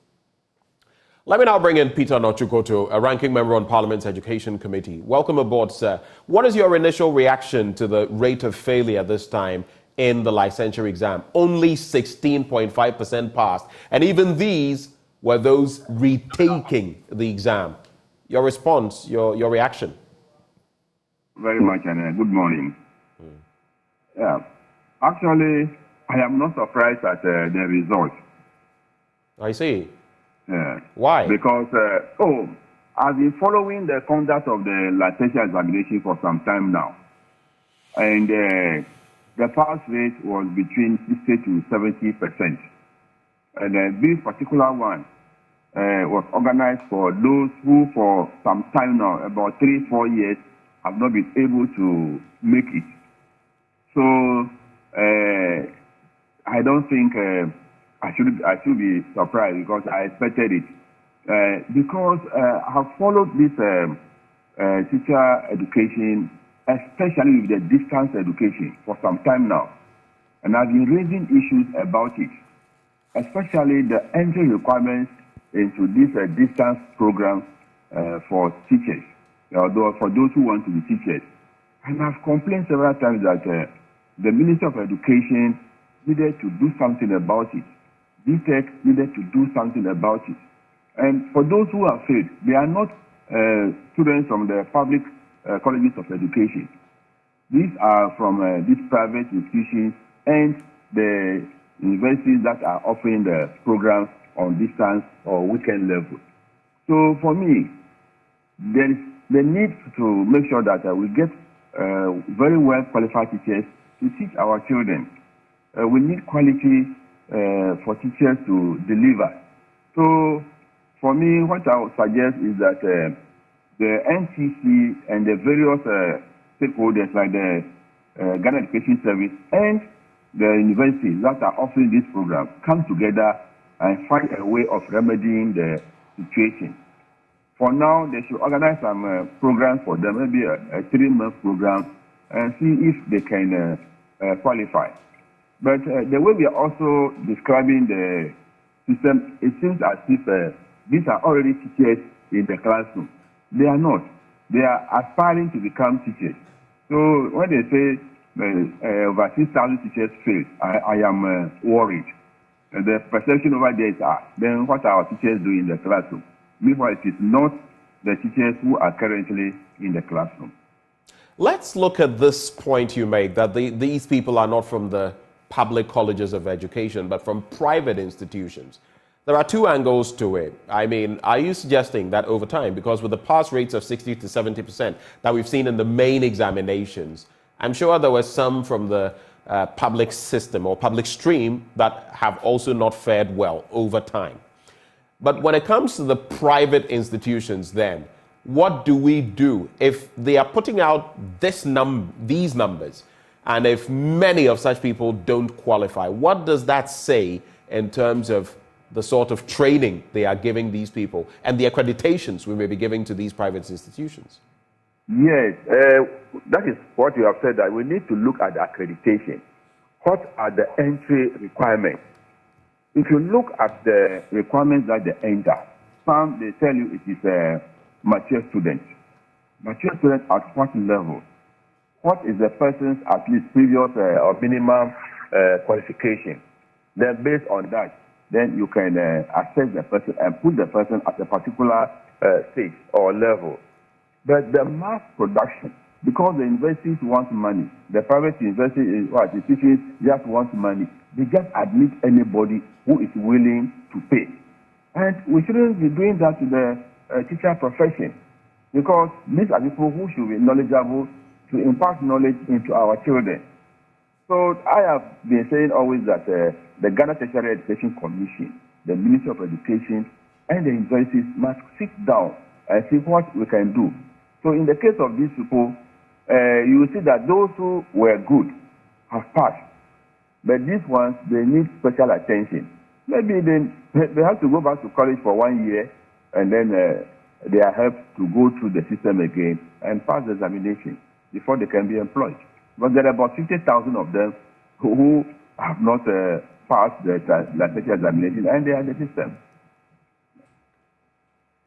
Let's now look at, for you, what your assessment would be in terms of how successful these licensure exams have been. I was just sharing with Peter Anti that prior to this, the systems, the mechanisms in place in terms of checking on the qualification had been, at best, substandard. So what that meant basically was that some of these people had been teaching, passing on their own, for lack of a better word, lack of knowledge to these students. How would you assess this licensure examination after the years it's been running? I have said several times that the teacher licensure examination should be part of the curriculum, so that the day you enter College of Education, you start getting assessment towards the final examination. So there is a curriculum on what is expected of you when you are going to sit for the licensure examination, so that you don't wait. Then when you finish college, before you go and take books again and read that, oh, I'm going for licensure examination, the training must begin with the one that you get admission, so that you know the curriculum that you are going to meet or you have to follow, so that at the end of it all, professionally, you know you are qualified, and you can pass the examination, then become a professional teacher. So that is what I think the Ministry of Education and GTEC should start considering, so that let us make it part of the training. When they are writing their final examination, either at level 400, then it can be part of the examination. This is conducted, then you pass, and then you can go for and even do your national service. Hold for me, Mr. Koto. Let me bring in Thomas Musa, General Secretary of GNAT, the Ghana National Association of Teachers. Mr. Musa, a very good morning to you, sir. Good morning to yourself and to all your listeners and to the panelists. Right. We also have on board Peter Nochukoto, Ranking Member, Parliament's Education Committee, and Dr. Peter Anti. So coming to you, what is your initial reaction to the latest licensure exam results? These are those people who had sat time and again, between 2 times and 9 times, and failed. This was organized for them, and yet the pass rate was atrocious. What is your initial reaction? It's disturbing. Disturbing, and it's national. I want to use any hard word, but it's a national challenge, and it's also disturbing. The reason why I said it's disturbing and a national challenge is that, number one, we have signed the international agreement and commitment to ensure that the sustainable development goals are achieved by 2030, and specifically for all that we should leave no one behind. As it stands now, we have a lot of classrooms that there are no teachers. Number two, we have a lot of, having indicated about the sustainable development goals. We have the issue of investment, where we support some of these teachers, some of them the communities of education, whether it is sandwich or whatever name we may want to call them, or regardless of the institutions they are coming from, at least certain amount of government investment went into training these people. So that is also an issue we need to look at. I find that particular one not too long ago, both in 2018 and somewhere 2021, the World Bank Human Capital Index report indicates that the debt is not taking 53% of our human capital will go. So once you have about 85% of your teachers to be, because these are not yet teachers, and that also must be placed on record. These are potential teachers. About 85% failing their licensure exam, raising so much concern, and now we all need to look at it. The other dimension that we also need to look at is number one, what kind of training were they giving at their various training institutions? Talking about some of these students certainly did some programs from Winneba, UCC, and some of them from the colleges of education, other traditional universities. The final aspect of it that we need to look at, we have two regulating bodies here. We have the NTC, which is one of the regulators conducting the exam, and it has come up with this damning report. Then we have the TEC, which is also a regulator, the Ghana Tertiary Education Commission. The question is, what exactly are the gaps? Where did we get it wrong? What is something that we are not doing right? Personally, I would rather think that the chief examiner to report, because I have seen the PowerPoint presentation, and I don't think that the PowerPoint presentation can be looked at as the main report. There should be the main report from the chief examiner of the NT side. Then we interrogate it. Then we can detect also to be able to help us here to find out, based upon the chief examiner's report, we can get it done. But there is final thing that we need to all condemn. It is unfortunate that some of the tweets are out there and they are on social media. When a candidate writes exam, that particular paper ought not to go out. That paper ought not to go out until there is a call for a remark. Then the person will pay the aspect of the remark, and then you go through it.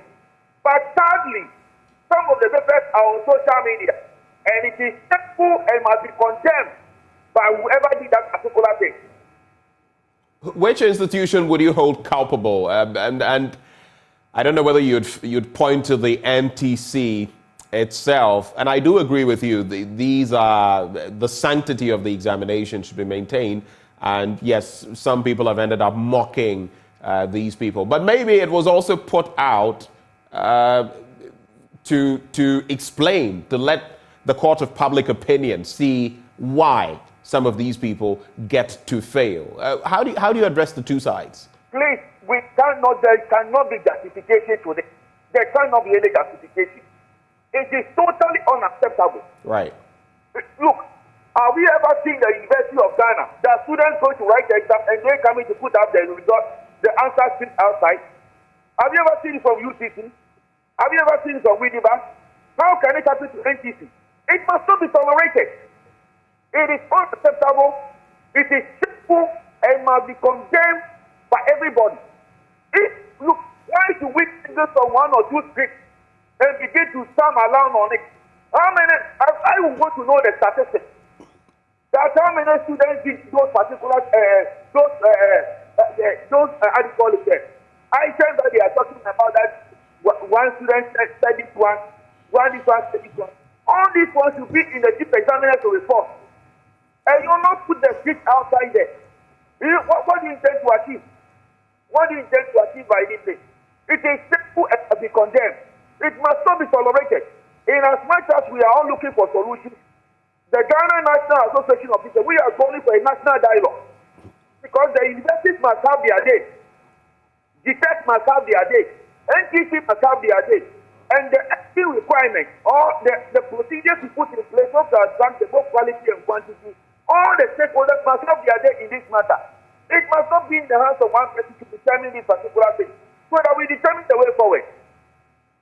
But I ask, which entity ought to be taken on as far as these results or the papers, what people had written, are being out there and being mocked? Which institution specifically would you point to? The body that conducted the exam must be held liable.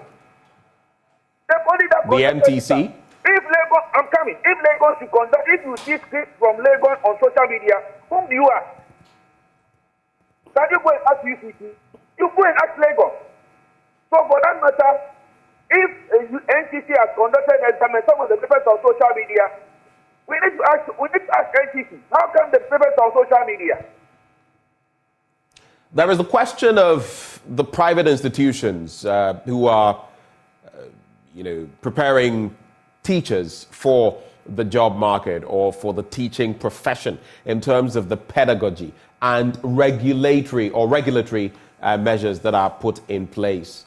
It is coming to the fore, as Peter Nochukoto, Ranking Member of Parliament's Education Committee, has mentioned, that a lot of these ones who sat this current exam are those from the private institutions who had failed a number of times. I mean, between 2 and 9 times.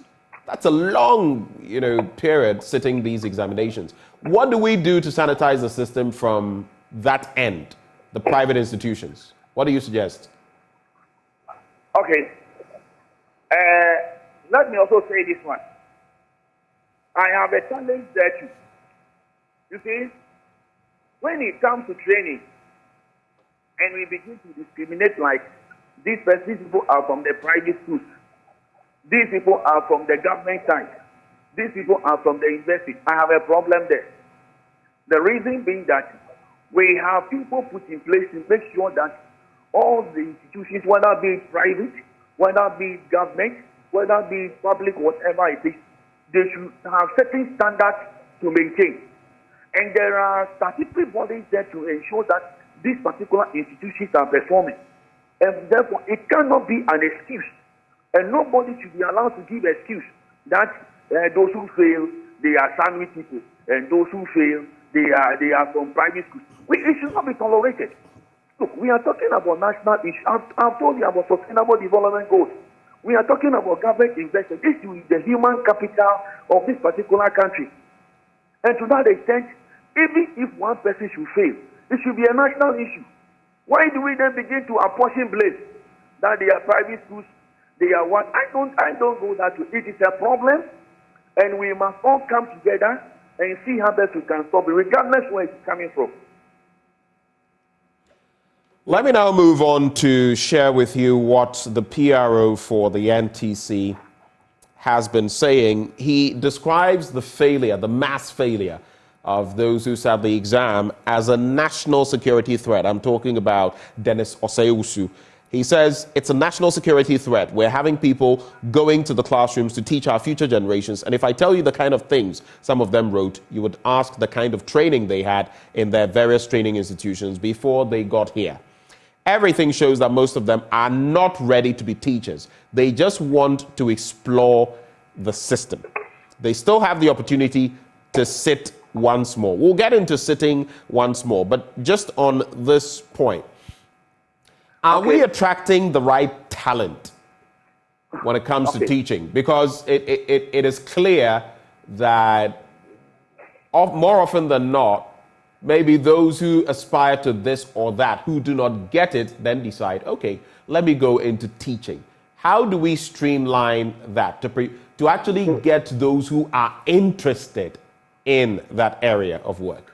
Good. You see, what has happened now will fall squarely on the tech and the rest of the body. Take, for example, normally there is a qualification requirement for those who enter into training. So the starting point is we look at both how to attract the quality and the quantity of who will be teachers into the teaching profession, into the institutions first. And so the entry requirements in terms of both quality and quantity should be looked at. When that is done, so the screening will be done, then we look at the institutions itself or themselves. The question we all need to ask, these are people who spend no less than 2 to 3 years in the institution. The question is, how did they pass? How? Some of them were in UCC, some of them were in Winneba and all that. How did they get to pass the examination for the past 2 to 3 years? How? How did they make it? I don't get it. And you go through it, and when they complete, you come and do national service, and finally coming to write the NTC exam, and they will not make it. And then we are also, people begin to blame that these are private, I don't think that is the way to go. Look, this is a monumental challenge, and that we all need to find solutions to. We need to find the gaps and see how best we can correct it. We start from the entry requirements, look at how to achieve both the quality and the quantity, what kind of mechanisms that can be put in place, what is it that the institutions are doing that we are not getting right. We identify the gaps. We let us stop the blame game at this particular stage where somebody say that this is even if they are from private schools, that is the Ministry of Education has oversight responsibility over them. Interesting. Are they on their own? They are not on their own. The children and the teachers, they are national assets.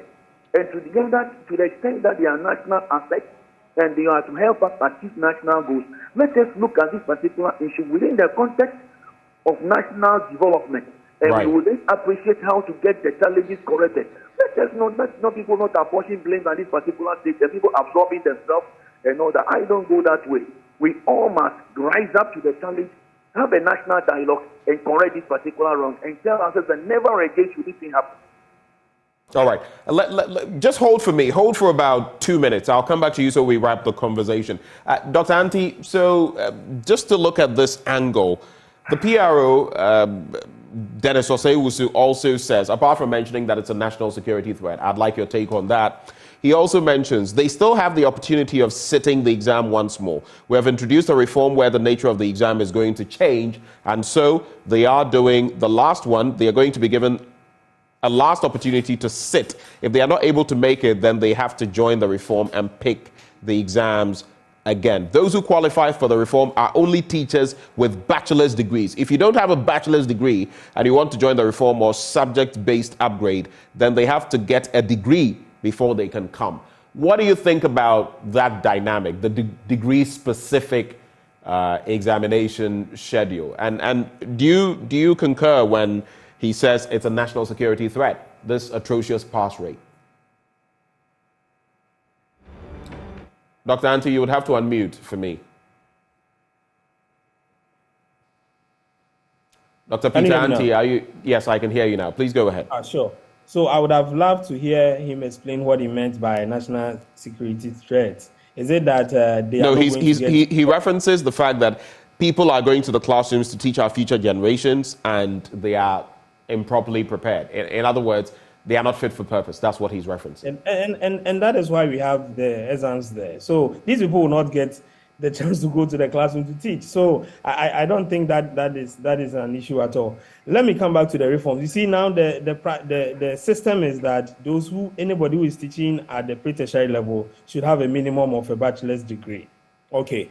And I think that is the reason why they wanted to do this mop-up, clean the system, so that everybody who will enter into the new format would be somebody who's got a first degree or a bachelor's degree before the person can sit for that. So it's unfortunate that these people are not able to pass. What I'm thinking is not to leave them to go and resit. I think that is going to be highly ineffective. I think the NTC and the various teacher training institutions, and the NTC has got the mandate because they are the council that regulates the teaching profession. So the NTC and the teacher training institution should come up with something, maybe a 3 weeks professional support system for these candidates, and then find a way to prepare them for the exams that the registrar was saying would be held in November. I think that should be the way to go. We shouldn't leave them to come and sit again, because I can assure you, if they sit again, most of them will still fail.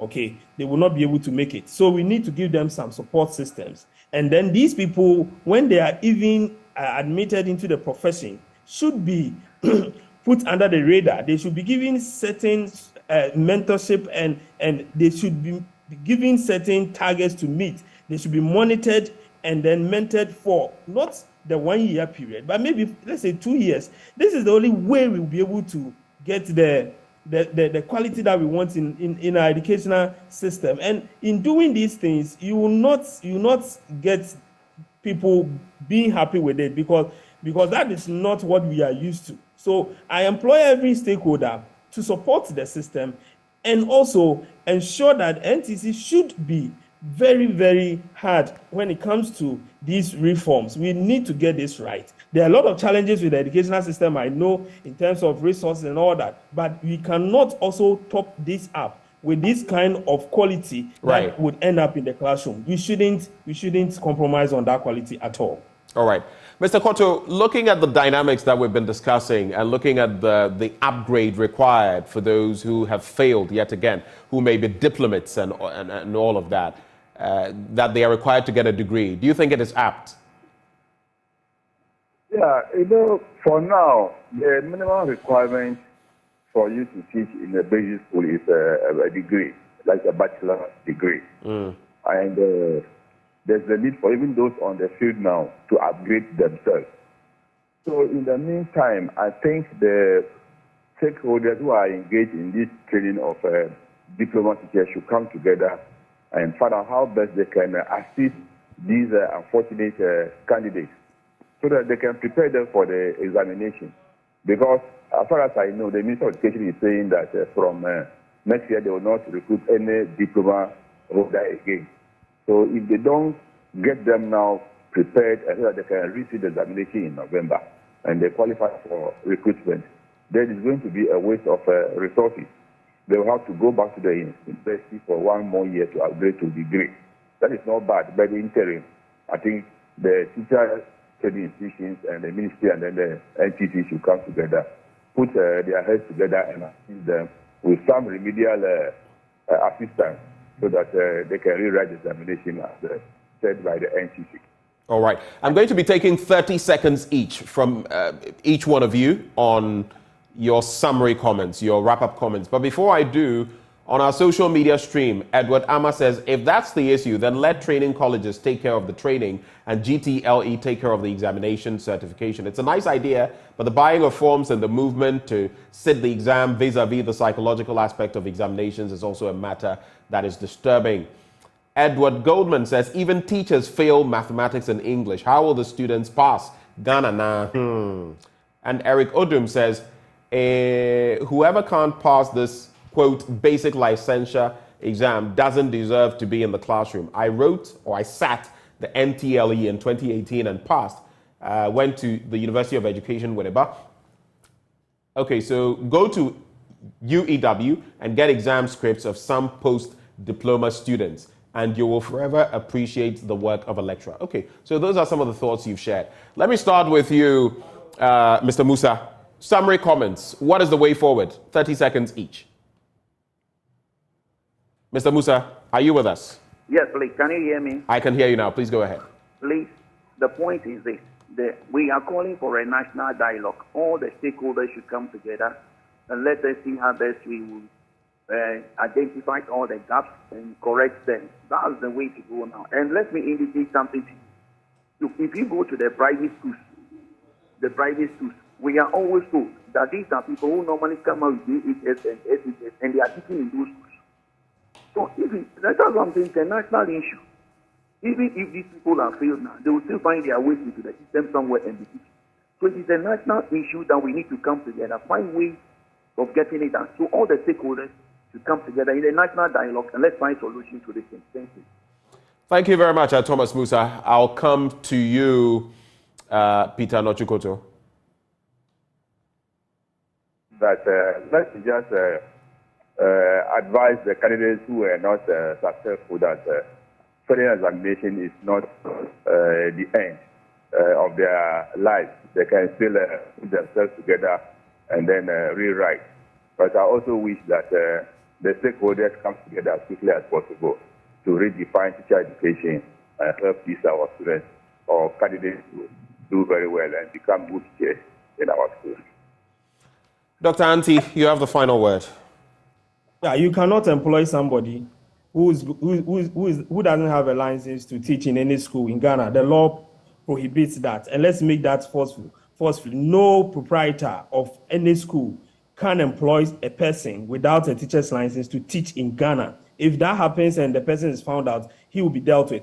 I think that Ghana Education Service and the National Teaching Council should liaise and make sure that these teachers, when they end up passing their exams, are not given a full an entire class. They should be made to serve as teaching assistants for a period to understudy a more proficient teacher for a period of time before they are given an entire class to handle. I think that is the way to go. For me, the point is that we cannot compromise on quality. Those who train our children, those who train the human capital base of this country should be of a certain caliber, and it starts from now. We should all push that the quality people handle our children and ensure that the investment that we are making in education will yield the needed results.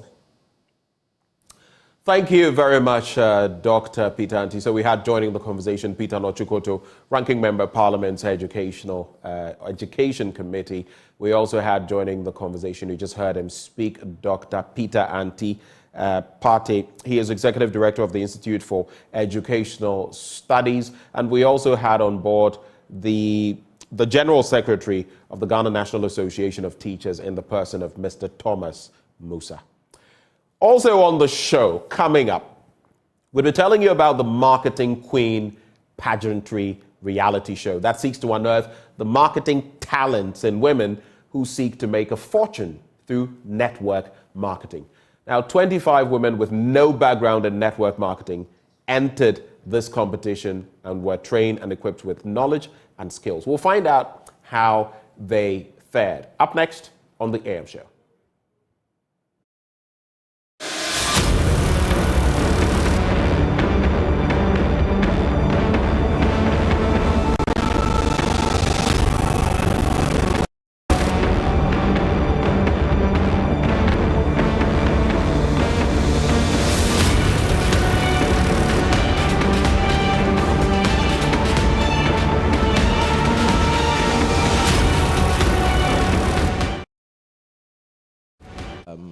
The aim was to groom some ladies who are going to project the business of network marketing and connect network marketing to their personal projects and so on. So I think we achieved that, and at the end of the day, every queen's position that they achieved at the end of the day depicts the activities that they all performed. So to God be the glory.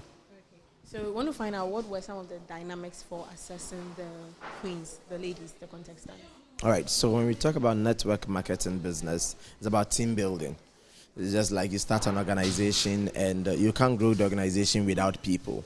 So network marketing is about building a team. You use a company's product, tell a friend about how good the product is, and then they also tell a friend to tell a friend. So one of the areas we looked at is you building a team. So based on the volume of team activities that you did, we assessed your performance.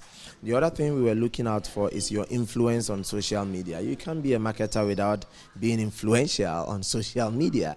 So we looked at the various activities. So the social media was our stage. And so every month, the task that you are being given is posted on the social media platform. Then we look at the number of likes and comments. That tells us whether your fans are really interested in the content that you are putting out there or not. Then the other area we look at is sales. You cannot be a marketer without selling. So whilst you are building your team, you must be able to sell the sponsor's product. So products are being retailed every month. And the volume of sales you're able to do, we look at that also. And finally, we also looked at judges. So your present got to a stage, they had to do presentation on Zoom and things. Then we look at the judges, their remarks also for it. And of course, voting. You must be able to influence fundraising. Voting is a form of crowd funding. So how much influence do you have in raising funds? So you were in a competition with a lot of ladies, then you emerged the winner. What did you do differently? I'll say consistently. Like, I was consistent from day one. When I joined, I went in with my all the taxes they gave us from day one, from December I try to meet all the targets. If they say 1,000 sales, I do it, and I even do above. If they say 2,000 sales, I do it and do more than 3,000. Okay, so the project I'm about to embark on is to open a factory that will produce activator charcoal, and it will be situated in the central region due to nearness to raw materials. I actually chose this project because I've seen that it's a dual kind of project. One is going to be a business project and also a social project. The social aspect is due to the fact that we have different waste materials in the environment, such as coconut husks, sugarcane, coconut shells, sugarcane husks. We have the palm kernel shells, and even wood waste. They are just raw materials in the environment that we throw about and they litter our environments. And people don't have any idea that these raw materials can actually be recycled to produce something meaningful. So this is what I intend to go into, recycle these raw materials and then make them into something very, very beneficial, which is activated charcoal. This activated charcoal is actually used in almost all industries, ranging from the pharmaceutical industry to the gold and money industry, food and beverages industry. Every aspect, it is actually used there. So, and the second part, this is going to create employment, because ranging from the farmers who are producing this coconut, sugarcane, palm kernel, down to the transporters, then the individuals who go around gathering these raw waste materials, they're also going to be employed. Then finally, the technical experts who are going to work their magic hands on these raw things to produce the charcoal are all going to be employed. So starting from, I think that is going to create a lot of employment for a lot of Ghanaians, and it's also going to help improve environmental sanitation. Yes. Thank you very much. All right, so before I go, I would like to solicit for support. I'm just a vessel with an initiative to come out with the project. So I actually need support and I need funding. So I reach out to all MPs, all individuals high up there to help me out in any way that they can so that this will become a reality.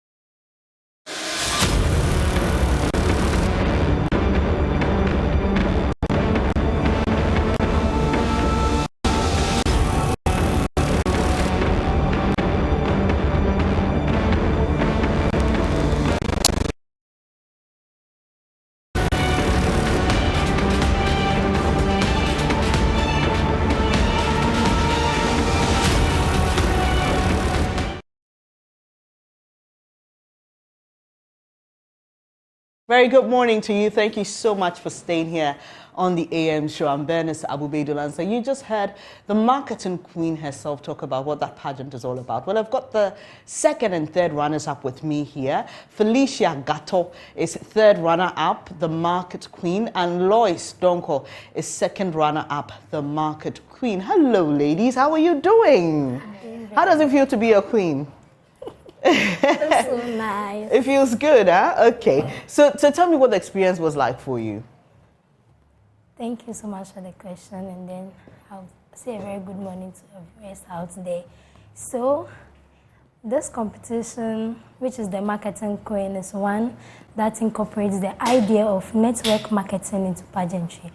So when we talk about network marketing, it's, as the word goes, networking. Talking to people, bringing people on board to actually show them how the business is and convince them or influence them to come on board with you. And then also make sales to them and help them in that. And then when you network to, that is it. So I get the sense that you were very practical, right? Yeah. You had to execute projects, execute assignments, and then you were, given a score for it. So, Lois, right? Yes. What did you have to work on? What did you work on? So, in it started during December. So every month we are given a target for sale that we have to sell the long weight products for, a target for how many people we are going to convince into the business, a target for our social media. So in this pageant, we didn't have like on TV. So social media was our platform. Okay. We have to also make the noise on social media for everybody to know and hear about it. Then I think with the semi-finals, we had to also do in-person presentations to our judges to be marked. And then the grand finale, so the judges who also marked our in-person presentations. So I know for other pageants, right, when queens are given the title or crowned, they're given certain projects to work on, or they're giving certain tasks to execute. So what is the future like for you? Let me start with you, Lois. Okay. So my project, I call it the Queens Project, is to bring awareness of personal hygiene to young boys and girls. And my target is adolescent boys and girls, using long weight products and long weight as a brand to create the awareness that your personal hygiene is your responsibility. In as much, if you don't do it, it affects the next person to take it seriously. Also, in taking care of your personal hygiene, the goal is to boost the confidence of these young people to be able to shine in rooms and places that they are, to be outspoken and all that. Right. And for you, what is it?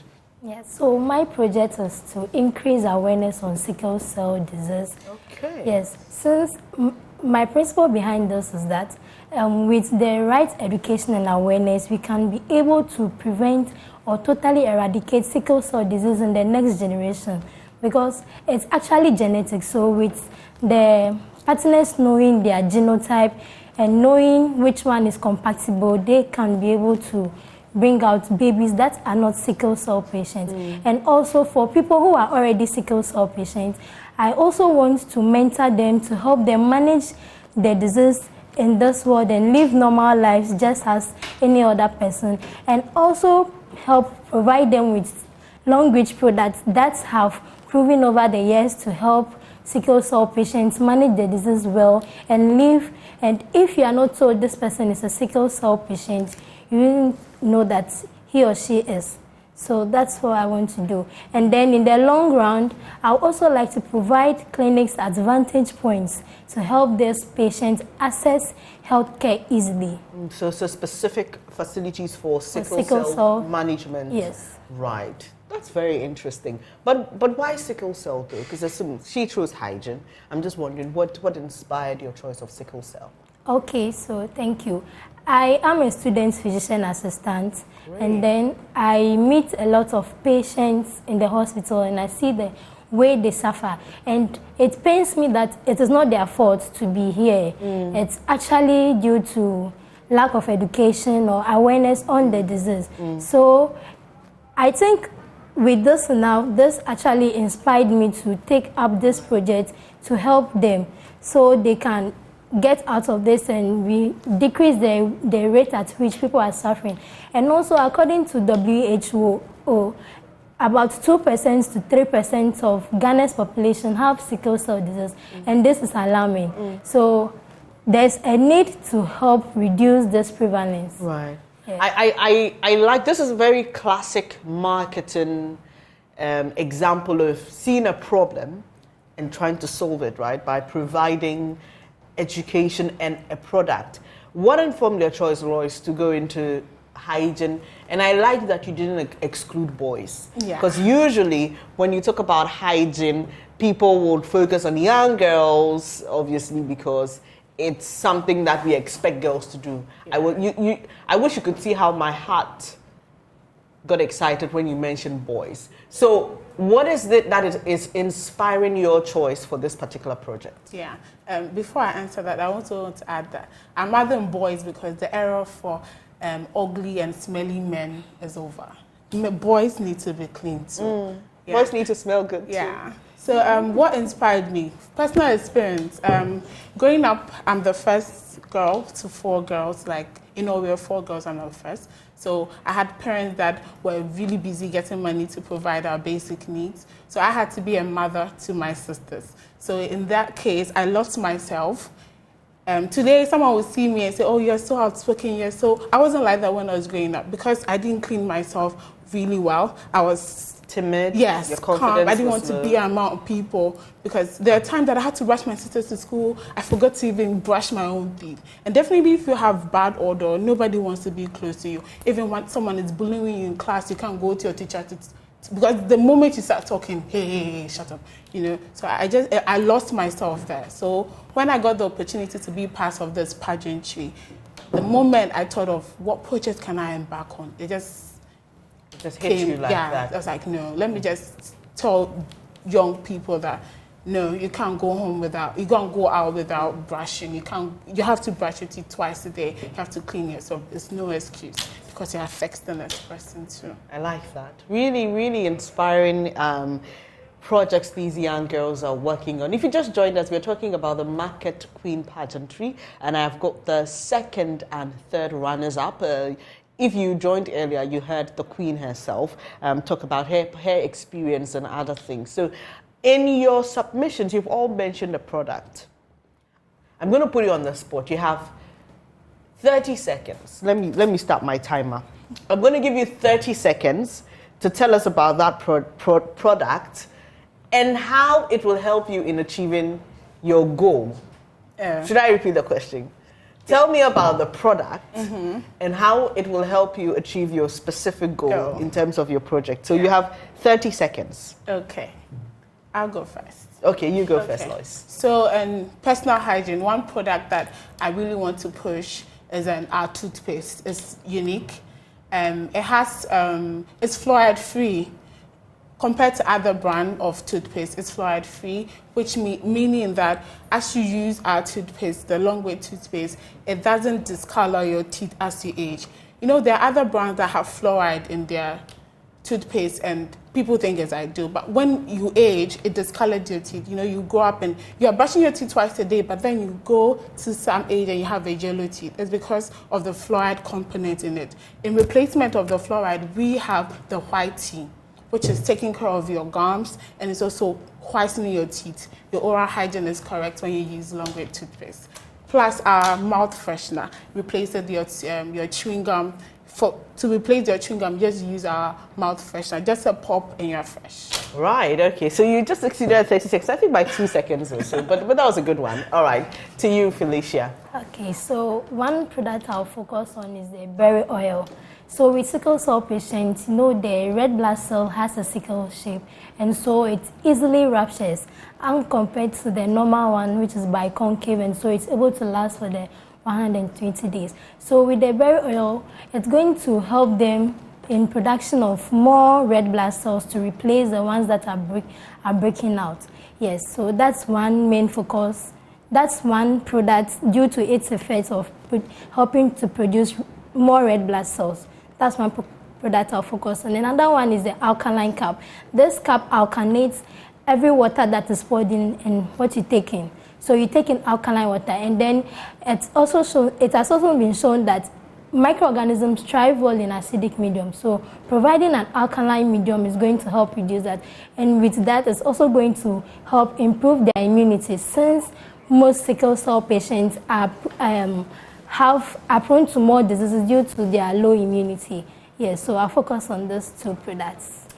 Thank you, ladies. This is really exciting for me, and I am so happy that you have gained some experience in marketing, and not only that, but you have projects that you're working on. Stay in touch with me on the progress of your project. I would like to know what's happening with it, but congratulations once again.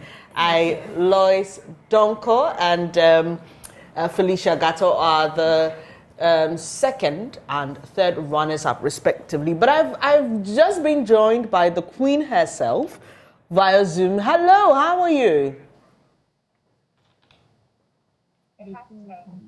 Hello, can you hear me? Yes, speak. Kindly unmute your device. How are you? I've just been finding out from Lois and Felicia what their projects are and how the long range project. All right, I think there's just a bit of a delay. Can you hear me? Hello? Well, we seem to have a challenge with hello. All right, if you can hear me, I was saying that I was just speaking to Lois and Felicia about their projects that you're embarking on and how the Long Reach products will help in achieving that. Do you mind sharing yours with us? Yes, please. Good morning, madam, and good morning to your cherished viewers. My name is Queen Becca, and I am the first runner-up. So my project, basically, I want to work on a project called domestic violence.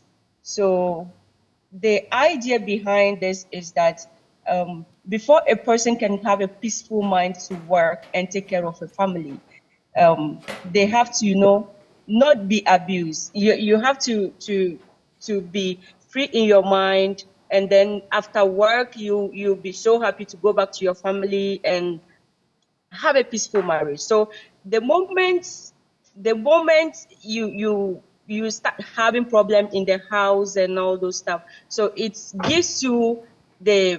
doesn't give you the peaceful mind to go home whilst after work and all those stuff. So I believe that family is the utmost peace when it comes to life. So if you leave your home and then you don't have peace of mind, it affects your work, it affects the family, the children, and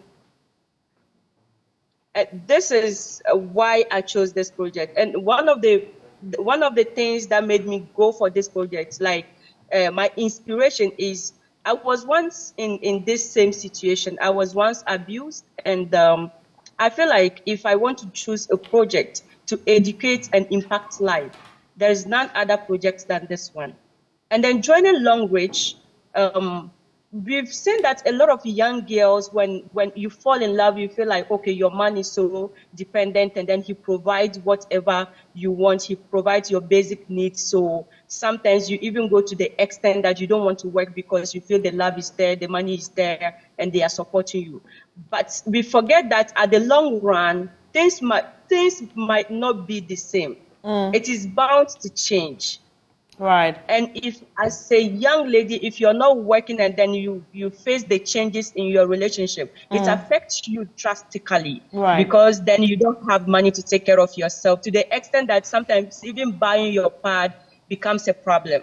So with Long Reach, I want to introduce Long Reach to young ladies that you can sell as a young lady out there. Once you start life, you start having a boyfriend. Yes, love is sweet.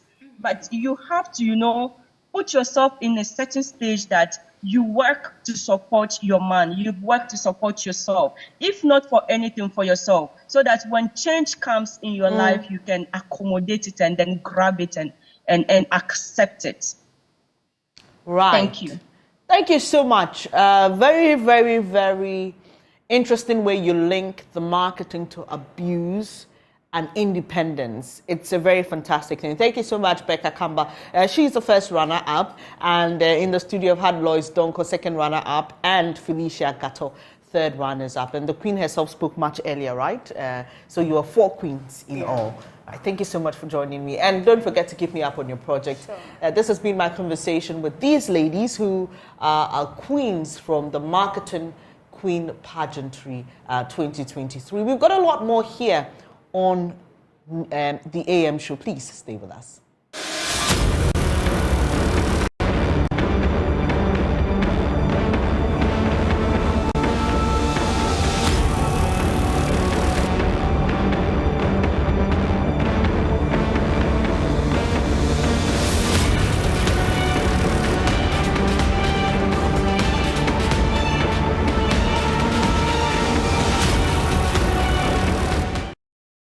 Hello there. Thank you so much for staying on the AM show. I'm Bernice Abubedu-Lansa. We've just got about some hours to get to our much anticipated Joy News Impact Makers Awards. I know you've been waiting. I've been waiting as well. And we are so excited to honor people who make a difference in our communities. We don't want to take it for granted, because if you know what it costs some of these people just to make others smile, you'd agree with me that they are worth celebrating. Well, it's time to host 2 beautiful ladies from the real estate company Gold Key Properties. They are one of our sponsors for our Joy News Impact Makers Awards. Ifwa Owusu is Head Sales and Marketing, Gold Key Properties. Hello, Ifwa. How are you? Hello. All right. And then we've got Sata Dozo, Assistant Sales and Marketing Manager, Gold Key Properties. It's a pleasure to have you here, ladies. And if you are a constant viewer of this channel and you follow our Habitat Fair keenly, you know that Gold Key Properties is one of our regulars. But this time they've decided to partner us in the Impact Makers Awards. Let me just find out from you, Ika, why did you choose to be part of this? Okay, so when Multimedia shared the proposal with Gold Key, after reviewing it carefully, we realized it resonated with our CSR strategy, helping people that make a difference. It's quite aligned with our strategy and something we do. So we decided to jump on board for the maiden edition and subsequently be part of it moving forward. I like that. She's given us some good news, you know, subsequently.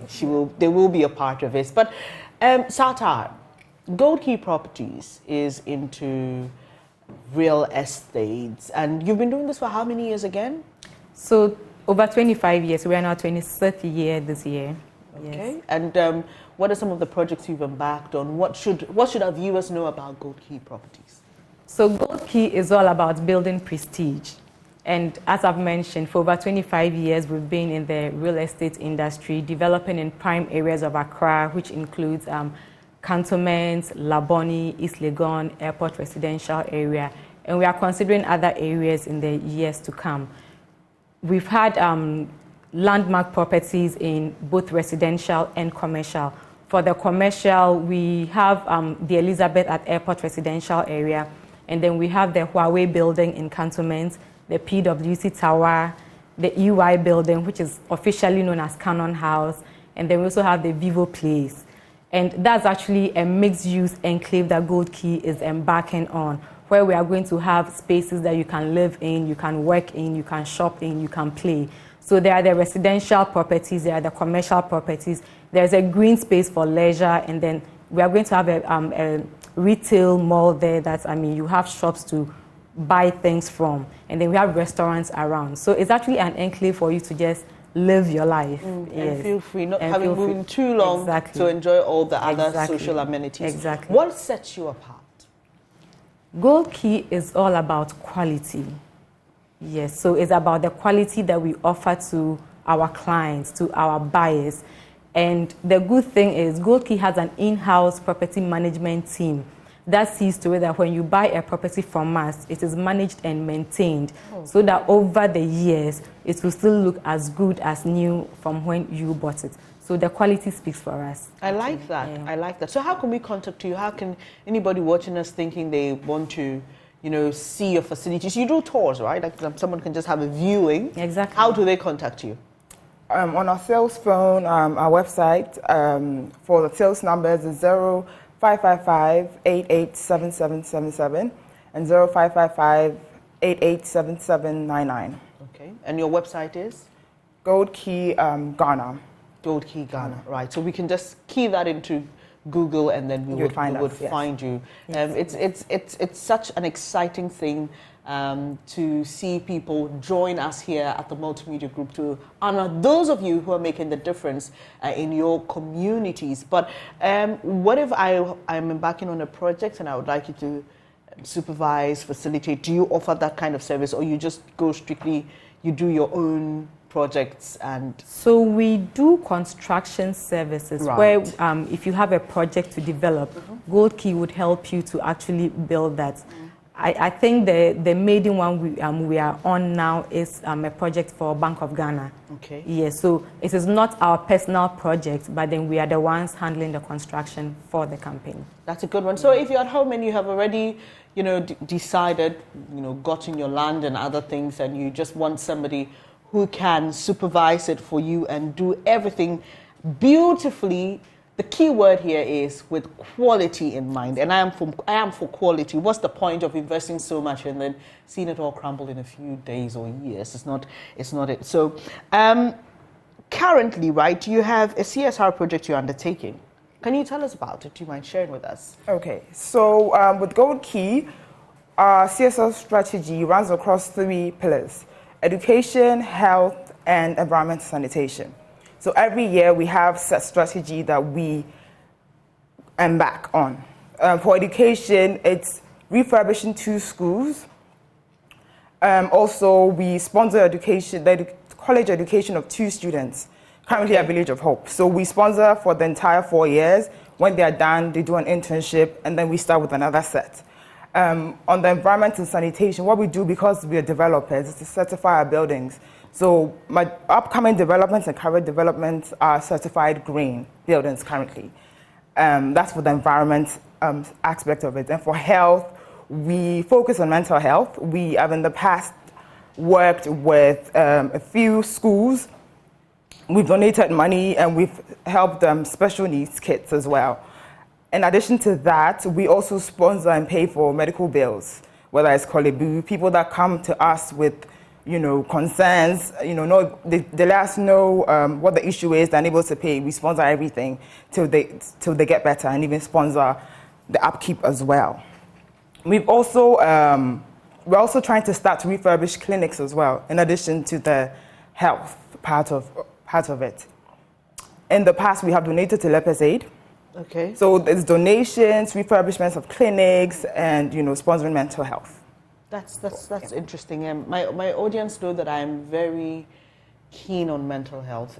It's one of the neglected aspects of our health, but it's the most important, if you ask me. It's what keeps us running, it's what keeps us sane. So you can see there some of the corporate social responsibility projects that Gold Key Properties has embarked on. You can see Father Campbell there, and that's Lepers Aid. And beautiful pictures we've seen there, some classrooms that have been taken care of and refurbished and renovated. And I can see some dustbins there as well. And that falls fits under into sanitation. your sanitation and environmental thing. But do you mind sharing with us how socially impactful you've been to the immediate communities around you, Sata? Okay, so initially we were doing our project out of Accra, but from last year we actually decided to focus on the areas that we work within. So the donations that my colleague just mentioned were all focused in communities that were within our operational areas. So the schools that we've refurbished are in Accra. The clinic that we are hoping to refurbish is also in Accra, and the Lepers Aid is also something that is in Accra. So for now, we are concentrating on the immediate environment of our operation. But in times past, you have gone, we've just seen the yellow cobra, which is in the eastern region, in Somenya? Somenya, yes. Yellow cobra. In Somenya, okay. And those are some of the properties you made reference to. We can see there. Really beautiful edifice, okay. All right, so the Rent a Runabout project. Do you mind telling us about So that's part of the future, Okay. We've already started engaging the local authorities. We plan to adopt green spaces to clean, develop, and green. So it's part of our strategy this year. We're hoping by December we would have those spaces developed and green, and we have the Christmas decor as well to add the touch to it. It's also part of the environment and sanitation aspect of our strategy. All right, so that's the future. Any other thing in the future you'd like to share with us before we say goodbye?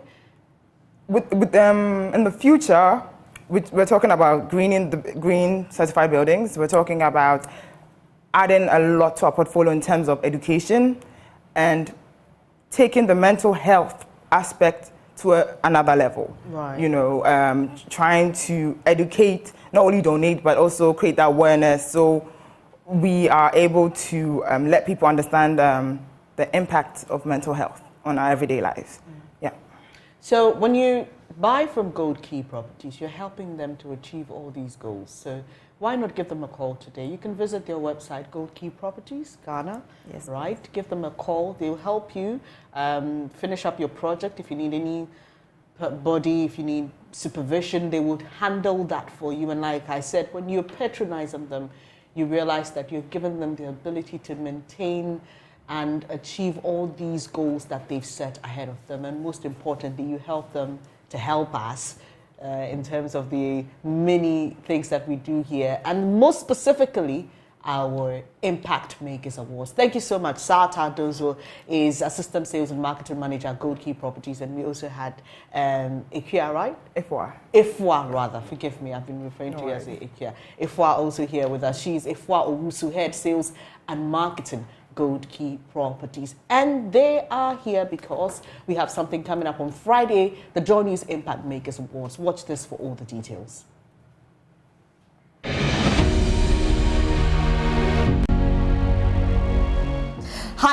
We've told their stories. It's now time to celebrate and honor their selflessness. It's a moment of recognition and giving these personalities the platform to expand their impact and promote development. They are the finalists of the Joy News Impact Makers Awards, who among our extraordinary 10 nominees will earn the envious title of the Joy News Impact Maker of the Year: Isaac Ajaoto, Richard Oko, Ellen White or Jefferson Agbotro, Amadou Mohammed, Ilyas Ubaba, Isaka Anesi, Jajira Portia or Joy Okra. There are also Father Moses Awenonja and John Akaribo. Make a date with us at 6 p.m. on the 23rd of June 2023, live on your most authoritative and credible news portal, the Joy News Channel, for the live telecast and celebration of the Impact Makers of the Year. The Joy News Impact Makers Awards, celebrating ordinary people doing extraordinary things in their communities.